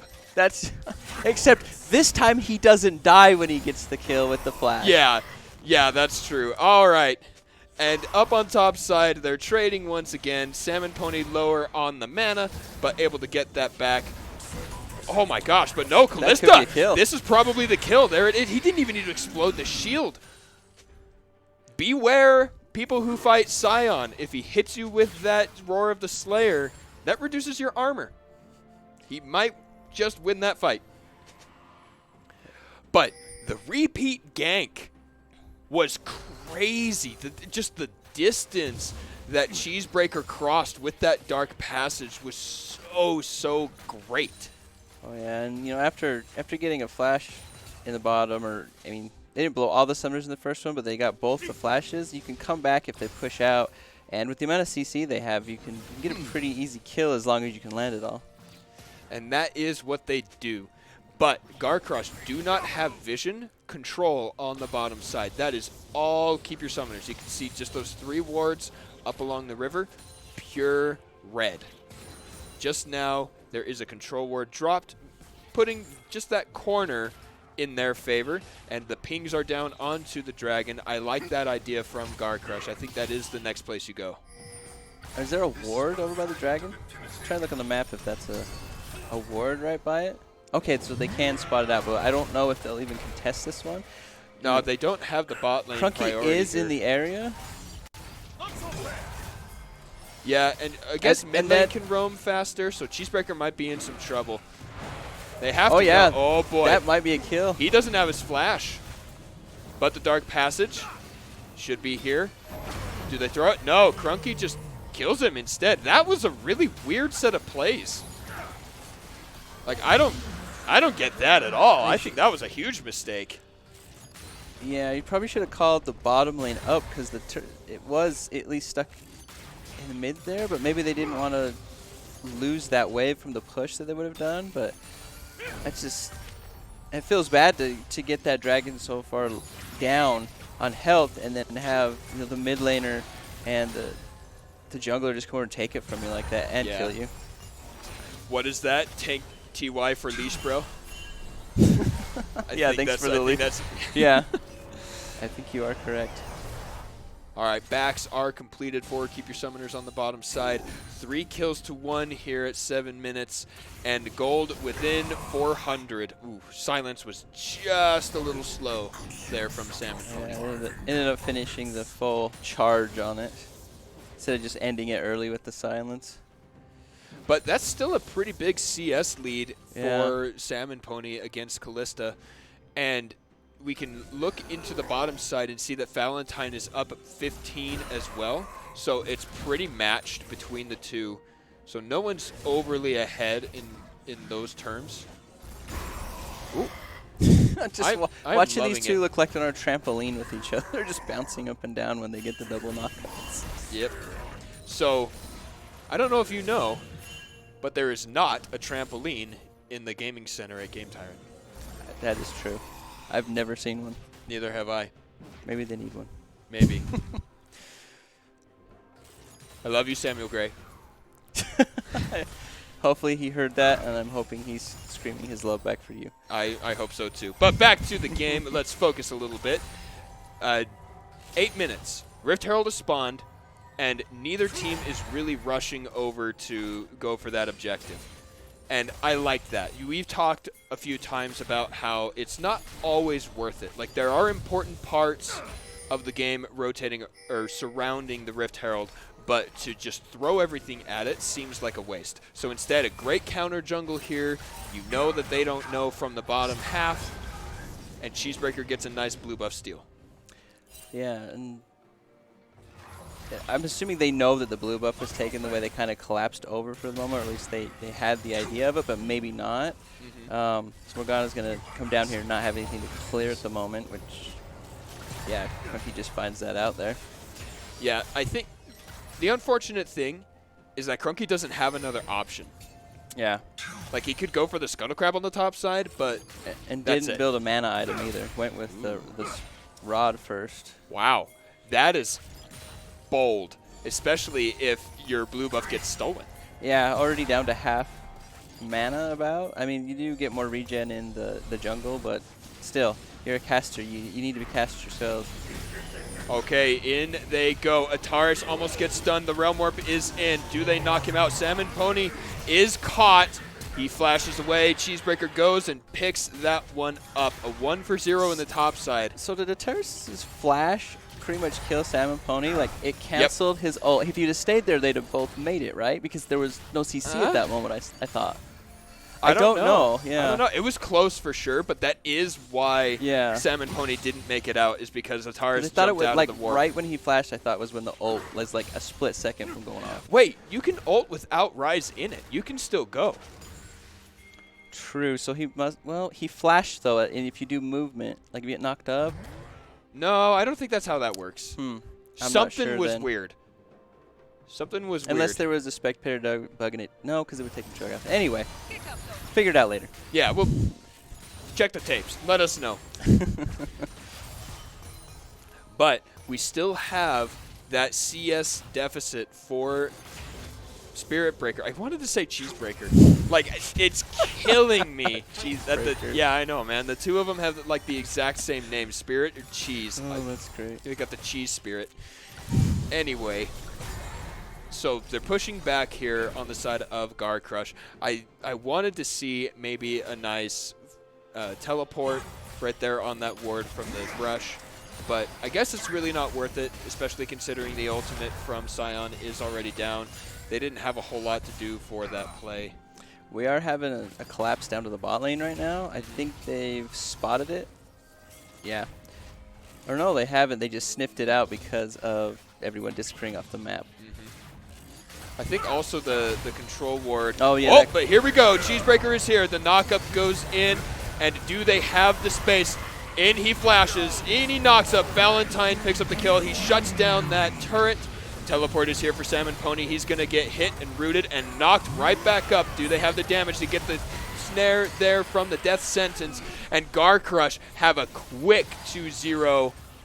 And it's right as the dragon spawns. Yeah, that was a great turnaround on that. They sniffed the gank out, acted like they were leaving, and then immediately turned back on it when they walked away from the turret. I really like that play. So the Elite Mad Life, aptly named here, because that was a sick play with the lantern. That's the second time he's just thrown the lantern and flashed and like just jumped forward and brought Cheesebreaker so close and able to do the damage and the crowd control that he has. It's a beautiful look. Oh, flash from Crunky. That's a double crowd control onto Cheeseburger. Oh. He makes it out. No. Qua? Crunky goes in. Ooh, almost picks up Valentine. Oh, that no. should not have hit. In comes Scion. He crashes down. Crunky is down. Defu is low. That's another teleport. Garchomp is here. They don't get it, but another death sentence. Is this the Elite Mad Life or the real Mad Life Broden? I don't know, but those hooks are seeking. Yeah. They're champion-seeking hooks. Like, this guy, I don't think he missed a hook in that last, like, couple of fights. I'm pretty sure he hit every hook he threw. Holy cow. There's so much, like, how? 3 times, how? And they just, oh. What? Well, Whoops. you stay a little too long and you get shot. What was a whoopsie? I was gonna say they just blew this game open, and then Spirit Breaker just came down and shot himself a bear. Oh, look, a teleport happened. Valentine gets caught out. Garchomp is in some trouble. Realm Warp to try and chase. All 3 of them go into the tri-brush. And we're right back in it, Broden. Yeah. I mean, they still have a 3,000 gold lead, and so they need to bring it back from that 4K, which it's nice to get that 1,000 back, because All right. anything you can. Here we go. There was no way that was supposed to land, but that's 1 out of 3 here in this fight. So that first kill goes down. And remember, your cooldown is lower if you land the hook. Another hook right there. It's just gorgeous. So they're going to do that. They're going to take the turret, and then Cheeseburger stays just a tad too long. You know how center range works. And they will pick up that kill, but again, in favor of Garcrush 2. You said it was a 3,000 gold lead. These guys taking control and command of the map right now. That was a really great play bottom lane to open up the map, get their bot to come to the mid lane and put some pressure there and try to take that tower. Victor can just sit bottom and farm just fine. You know, TP's not up right now, but when it is, he can get to where he needs to be around the map. No TP's up at the moment. Yeah, they used them all bottom lane. Yeah, so no TP advantage. It looks like Callista will have the first TP that's up, so that they can maybe look to make a play around that with that moment that he has his up over the other teams. So, but I don't know. Let's see, we have a dragon coming up. Oh, we have a fight in the bottom side. Wow, they are just that is chunking so each other. Close. Control mages. Here's the problem. Ataris doesn't have a turret. Okay, so he's going to make it out. Man, they chunked the... Oh, yeah, Wow. you can't walk back into that laser. I was Nah, saying dude. they were going to back about even, but getting hit by the... Here we go. Another engage is coming in. Oh! Valentine gets the kill on the Spirit Breaker from far, far away. Elite Mad Life will take down Defu. That's another 2 over to Garcrush.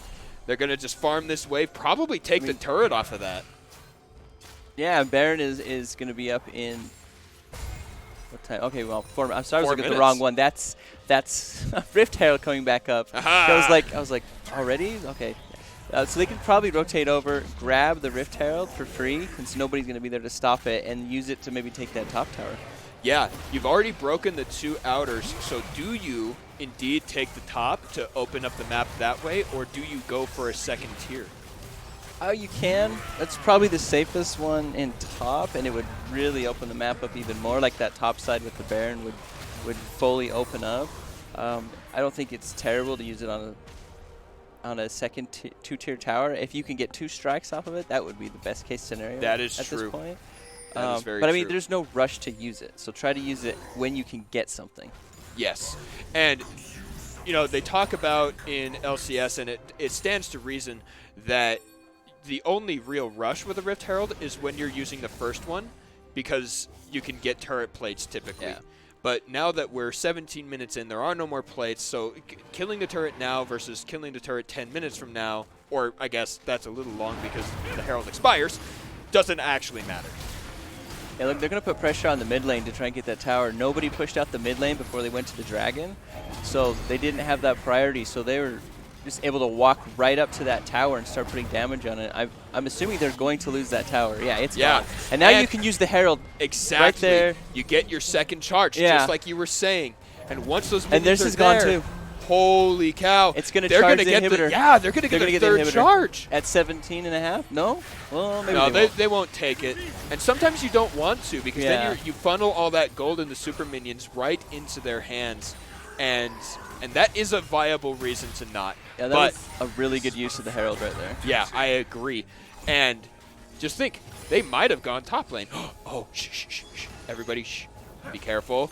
Everyone in the studio, in the audience, be careful. Watch He's out. caught. He's stunned. No. He's knocked up. There is no hope. Spirit Breaker is there. Salmon Pony's like, oh, hey, what about me? Spirit's down. Cheese Breaker goes in. Nice crowd control onto Defu. They blast Cone over. Are they strong enough to dive this turret?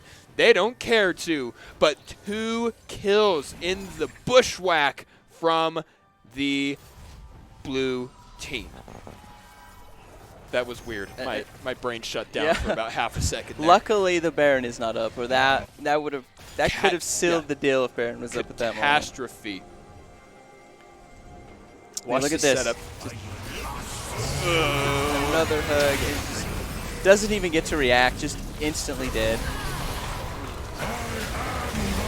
Yeah, that flash away to try and hit the blast cone. Yeah. Like, that feels so bad because what hit him was an empowered auto attack from Garchomp's Q.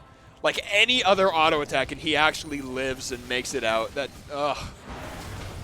feels so bad. Yeah, and this Gold League is slowly ballooning out of control. Mm-hmm. And let's take a look at where that is. It's pretty close up on the top side, but look at Cheesebreaker on this big bear. Like, it's not too little, it's not too big, it is just right for this guy. Yes, just right. There you go. I'm so glad that you laughed at that with me. Maybe it's because I'm delirious. It's a Goldilocks reference with the is, bears. Yes, I did. I noticed. All right. Bottom lane actually is a big deal. Look at Valentine again, 5-1 here on the Jhin. 6 assists to boot. And Elite Mad Life even has 1,000 gold lead. Yeah. Which is great. You know, it just makes you a little bit more tanky. Oof. All right, Callista might be caught here. No, Crunky. No, Crunky's caught. Crunky's caught. Crunky, you caught yourself in his trap. And look at all these pings. They're like, stop it. He I don't even know which team was the one pinging all of that. He just hit you with his Q and took half your health away, and you tickled him. And this turret will go down. That is another chunk. He really is a robot. Yeah. You know what? We were playing All for One, and we got 3 different chromas of that skin. Oh, that's great. All right, Smite secures it. Red buff goes over to keep your summoners, but they can't do anything with it at the moment. Yeah, and this Senna isn't scary like the last game when he was just shooting people from across the map. It just doesn't have the same souls built, doesn't have the same items. Just, you know, in the front line, nothing on their team is as powerful as in that last game to give her the time to do what she needs. Yeah. And I want to thank our observers for toggling the Fog of War there, because that was terrifying. Put yourselves in keep your summoner's shoes, and they were like, oh, wait, we can't see. Look at the difference. Volibear walked in the pool, lost like 100 health instantly, where Scion with the shield just didn't care. I think that shot right there deserves an award. Does it? An award? Okay. All right. They have so much vision over there on the backside of the red buff. They don't have anything. And they're starting this Baron, yeah, that's what I'm saying. They have it all in the wrong spot. They're going to pop this plant here. They're going to see it. That bush is that safe, was close. Jadre, right there. Right, definitely.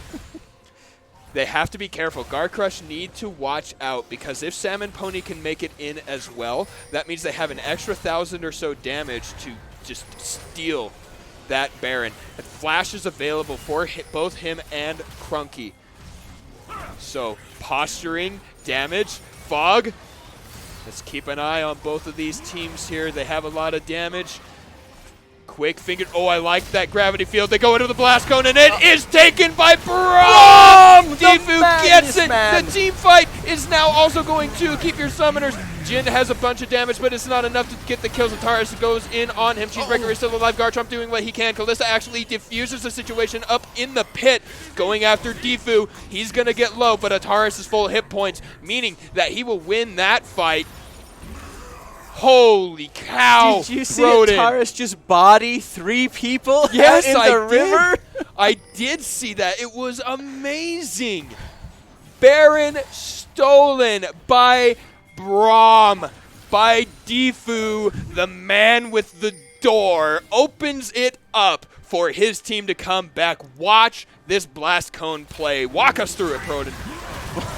All right, you see they're going to jump over here through the blast cone because they're trying to time the damage to come in. Oh. Cho'Gath bites slightly early. The smite comes out a little tiny bit early, but Braum, with the manliest mustache around, you don't need smite when you have mustache. No, he auto-attacked for 60 damage and got the Baron. And then look at Ataris just bodying 3 of them down here. Because if he gets 1 combo on them, most likely they all die.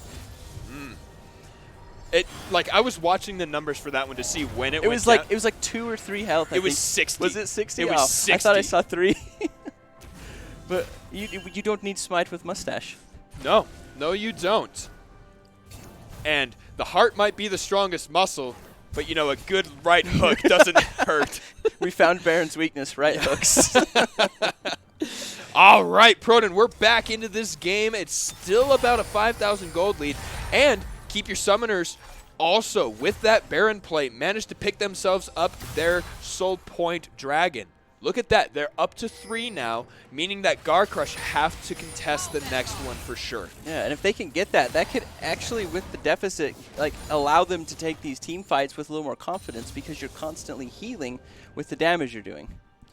All right, I want to do a quick check on who has more hit points. Never mind, I can see it. That is definitely Sam and Pony by about 400, I'm willing to guess. But then this happens. I love doing that with Scion. It's so much fun. Like screaming? No, popping your shield and killing an entire minion wave. Yeah. Yeah, it He's feels just real one of good. those champions that's constantly screaming about something. So. That's true. All right. Silly little thing that I like sharing with people. When looking at a health bar, you see all those little lines, but then there's always a bigger, thicker line. That bigger, thicker line symbolizes 1,000 hit points, everybody. And the small ones are 100. Indeed. So, when looking here at Salmon Pony, you can see 1, 2, 3 fat lines. That's 3,000. And let's say 3,200 hit points. Yep. And when we look at Kalista, we'll see that there's not quite that third big line. Yeah. Whoop. Good job, Defu. Walk it back. Yeah, it's like Spearbreaker has about 1,400 health, it looks like. Yep. That's why ADCs are squishy. Indeed. Okay, but I just saw Valentine went back, now has his 3rd item. Look at that, the Collector picked up with the Infinity Edge and the Gale Force. And we talked a little bit about, you know, picking an item to shore up a weakness. This is an example of that where Jin is not mobile. So what item does he get? He gets the Gale Force. And it allows him to, if he, like sometimes when you're on Jin 2, you get somebody really low with your 4th shot, and you can't stop them, can't get them. And you don't want to flash. So we just hit the Gale Force, and it has that execute damage that it can get to. So that helps him a lot as well to finish off a kill he may not have been able to. And I think I made English word there, so that... Yeah, you did. It worked. Okay, the next push coming out of Garcrush is here on the bottom side. They recognize there are only 2 minutes left until this Soul Dragon comes up. So they're putting down their vision and they're pushing out the lane so that the priority is there. So that Keep Your Summoners has to match it at their turret and then move forward. I don't think you overcommit for this for Keep Your Summoners. No. Like if you can't get in there, just push mid lane down and take a tower. My voice cracked. That's all right. As they're doing. Oh my gosh, he lands another one! Defu is caught. Valentine unstoppable, and that right there, my voice cracked too. I think that that might just be the Drake, Proden. Yeah, they're definitely going to be able to get that Drake now. I don't see them giving up their lives to get it with 1 down. No. They're going to actually might try to push. Yeah, look, they have them confused down there on the bottom side defending the turret, but they have 3 people rushing here. Oh boy, Flash is burned, even with the black shield. Callista and Cheesebreaker trying to do their best to take down this inhibitor because they're making it keep your summoners choose. Save your inhibitor or go for the dragon. Yeah, I think that's smart to back off. I agree. No turret, no backup, no wave. Braum is back, though. Yeah. They might be able to contest this, but they need to get position. Like, they can't come running through those small choke points. Their team is fine with that. I mean, you have the Victor zone. You've got a Thresh hook. You got a big bear jumping at you. You got a giant zombie who wants to come at you, you know? But yeah, this right here just shows how scary it is. They have no clue what's going on over there except that something's going on. And there's no scanners up either. They've been used.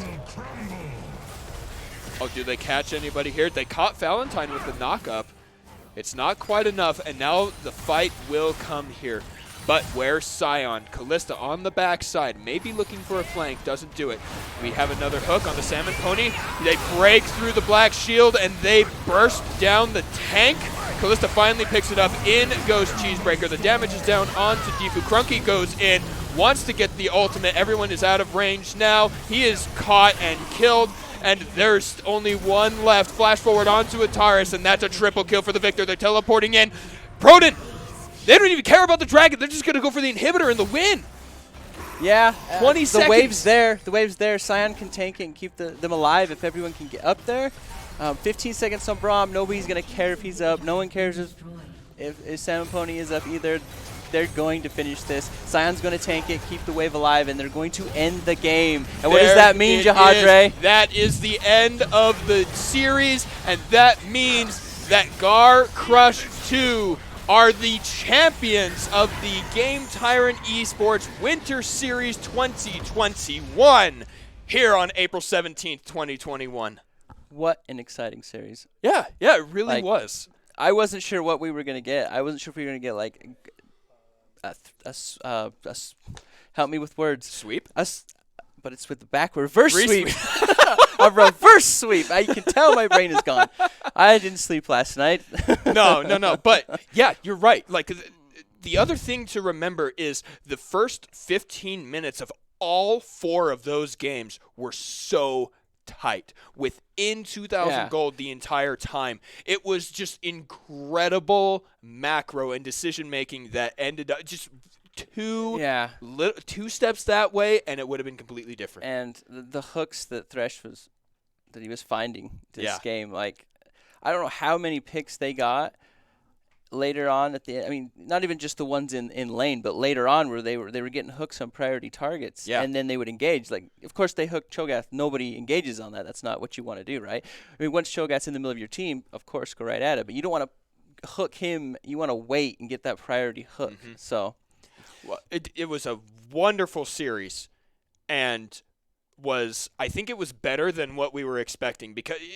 A lot of times your expectations into these matchups comes from our regular season, from playoffs performances. Oh, yeah. You're like thinking, like every game will be one-sided and it'll be over in the first 5 minutes or something like that. But none of these games are really over within the first 5 minutes. There's always a chance to turn it around. Exactly. And so I just want to say real quick, the overall record between these teams is 3-3. Oh, yeah, I'm going to throw that down there. We aren't playing another game because they have earned it in this best of 5. Congratulations to Garcrush 2. And also, let's say it, congrats to Keep Your Summoners. They do manage to get second place, and they only lost a total of 4 games through the whole 3 games through the whole season, including playoffs. And they did a great job. All of our teams, excellent. Everything of the day was great. We are so grateful for everyone who showed up there. We're not quite done. We will be back with an interview with the star of this entire series, Proden, Valentine. Nice. All right, so don't go anywhere, everybody. Interview with Valentine right after this.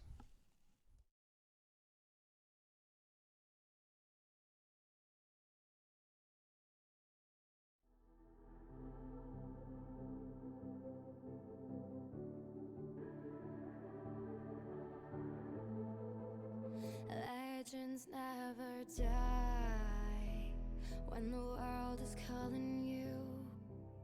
Can you hear them screaming out your name? Legends never die, they become a part of you. Every time you bleed for reaching greatness, relentless, you survive. They never lose hope when everything's cold and the fighting's near. It's deep in their bones, they'll rot into smoke when the fire is fierce. Oh, pick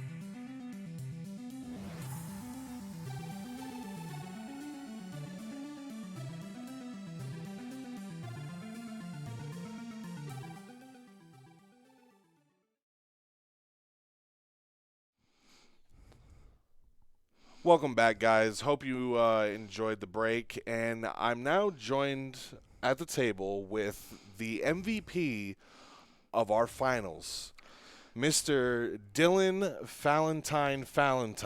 Yeah. Thank you, Grizz. It was a lot of fun.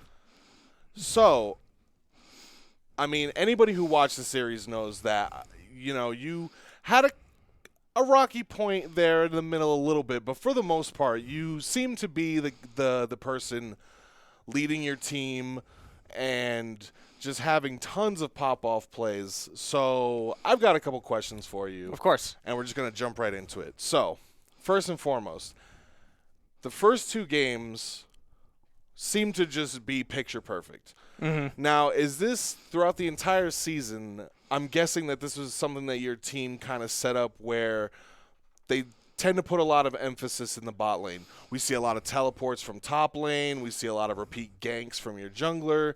So I'm assuming that the first 2 games went exactly the way you guys had planned it. Yeah. The first game draft didn't go exactly how we thought it would. We kind of got our, I guess, signature comp. A couple of the bans that we thought would come through didn't, specifically in the Xayah and the Seraphine, and that was something that changed later on. Yeah, we do put a lot of emphasis on bot lane, and I think my team does a really good job around playing around me. They're always very selfless and able to give me resources, so huge props to them there. The elite Mad Life, Wan Young, I think laning phase is one of my weaker parts of my game, and he just covers that up completely for me. So he does a really good job in lane, and he carries that over to a good vision control. So I just want to give praise to my team in regards to that. Absolutely, and it's always so heartwarming to hear an ADC shout out their support. Of course. That dynamic duo on the bot lane. Mm-hmm. And he had a great pop-up, especially in the 4th game with that Thresh play. Yeah. I mean, it seemed like the whole team was just firing on all cylinders. Mm-hmm. So you had mentioned the draft, and so I want to rewind that a little bit. Of course. So when you guys were I'm assuming you've done a little bit of research on Keep Your Summoners. Yeah. There were certain things that, as production and the casters, we were trying to figure out. Was there certain things that, even though they look like comfort picks for your opponents, you just weren't worried about? I mean, a big talk for us was Ataris on the Yone and on the Vladimir. Pretty much throughout the whole season, those seem to be like his default 2. We also know like Salmon Pony loves Cho'Gath. Mm-hmm. But a lot of those games, you didn't seem really all that worried about those picks. So the Vladimir, we did end up having to ban in the 4th game. We thought it was a huge problem in the 3rd. Their mid laner played extraordinarily well. Regards to the Yone, we knew that Jake could play the Nico, and we think that's a pretty hard counter into the Yone. And so if you noticed in Game 4, we did take away the Yone in the 2nd phase as soon as they banned out the Nico. So we weren't too concerned about the Yone, and we also had a couple bans that we really prioritized, right? Because we didn't want their top laner Malphite. We thought that he would have too much of an impact on the champion, and so that was something that we continually banned throughout all the games. We also took a big priority in the jungle matchup specifically. We really wanted Justin on a comfortable and a good matchup. We think Hecarim and Volibear are the big power 1-2. And so if we could get one of those and they deny the other, that we took some priority on those bans as well. So excellent. Okay, and so now moving past what your draft ideas were in the first couple games, we get to Game 3, and it was a rallying of sorts for Keep Your Summoners, but we were also afraid that we might see. I mean, we see a lot of times in a best of 5. When everything is so momentum-based, you get 2 wins, you give up that 3rd game, and then we were afraid that we might see a downward spiral. A couple things I want to ask. The draft in general and the Vayne choice. More interesting about the Vayne choice than I think anything else, but do you want to run through with us what happened during that draft? Do you think it was just a complete loss, or? So the main problem with our Game 3 draft was that our lanes weren't very strong. Okay, so generally how as a team we play is we usually get priority through bot lane, and then we transition that lead to other lanes, right? I feel like that's a good carry definition, transferring your lead. And we just weren't able to do that on the Vayne Galio, and I think that was just because we tunneled way too hard on late game team fights, right? They have a big meaty Cho'Gath. I think it was a Volibear and a Braum. Yep. Yeah, yes. a very, very tanky team. I think they banned out their Tristana as well. It wasn't an option.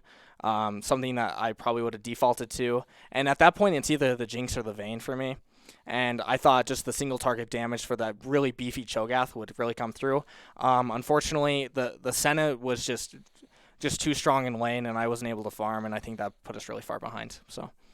And do you think, in general, the Senna is a good matchup into the Vayne? I mean, generally speaking, those are two ADCs that, for someone like me who, when I think about that, are, they're both fairly weak early and they scale really hard. So, yeah, I think when it comes to bot lane matchups, you really have to look at the support, right? I think Senna Braum was just able to still walk up and just auto us without retaliation from the Galio Vayne. Usually we like to pair the Galio with something like the Jhin who can root to set up the Galio, or something like an Ashe that can slow them down.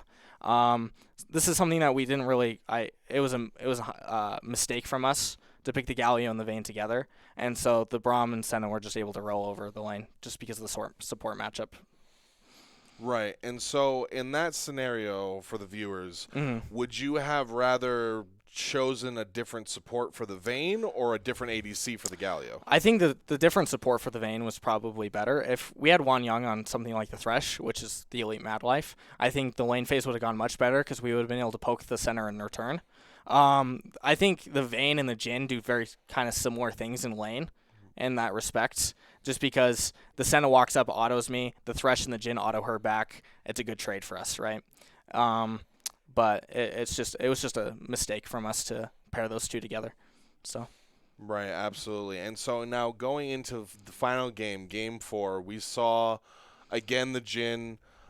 We saw that they were never going to give you the Xayah or the Seraphine ever again. Never again. You decided, okay, fine, you're going to take that away from us. We're going to take away your Vlad. We're going to take away your Malphite. We're going to take away all your comfort picks. We're going to start pushing you back to where we saw Tara's on the rise, which didn't seem bad, but definitely didn't seem like that was the first round in the chamber, so to speak. Yeah, it wasn't. He definitely didn't have the same impact as he did on the Vladimir. I think a very big key draft decision we came to in Game 4 was to ban out because we discussed probably 5 or 6 bans that we wanted to do first phase. Vladimir and Malphite were something that we were very strong against, so that third ban was crucial. And Cheesebreaker, our jungler Justin, I think he came up with a very, very solid draft strategy and banning away the Hecarim and securing that Volibear first pick, and that just really opened the game for us because the Volibear and a Morgana matchup, it's not close. Volibear can 1v1 Morgana all day long. And that just gave us a lot of prio. So really good props to Justin and on Cheesebreaker and Volibear. Okay, well, that's pretty interesting, and I did think that the Morgana jungle was a pretty interesting pick. Yeah.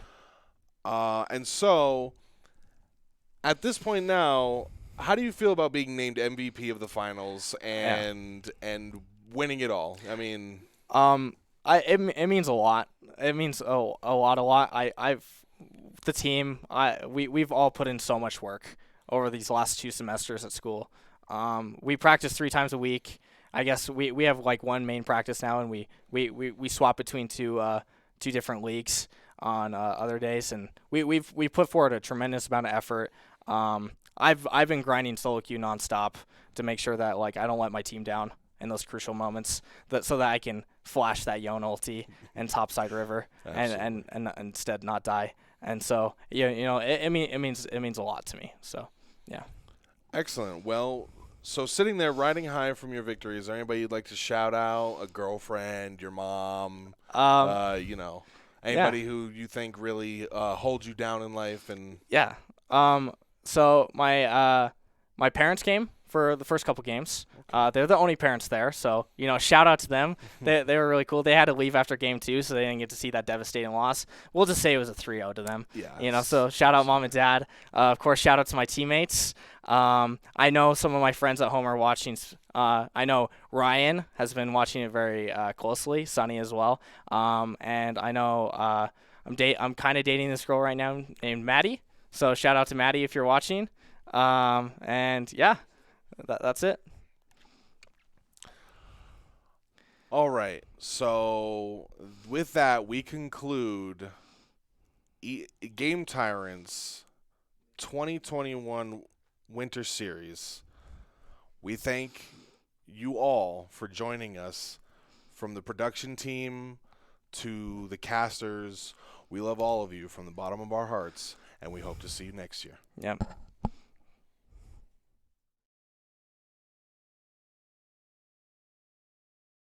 Keep your head on a swivel, competition getting stiff. I'm here to make you wiggle.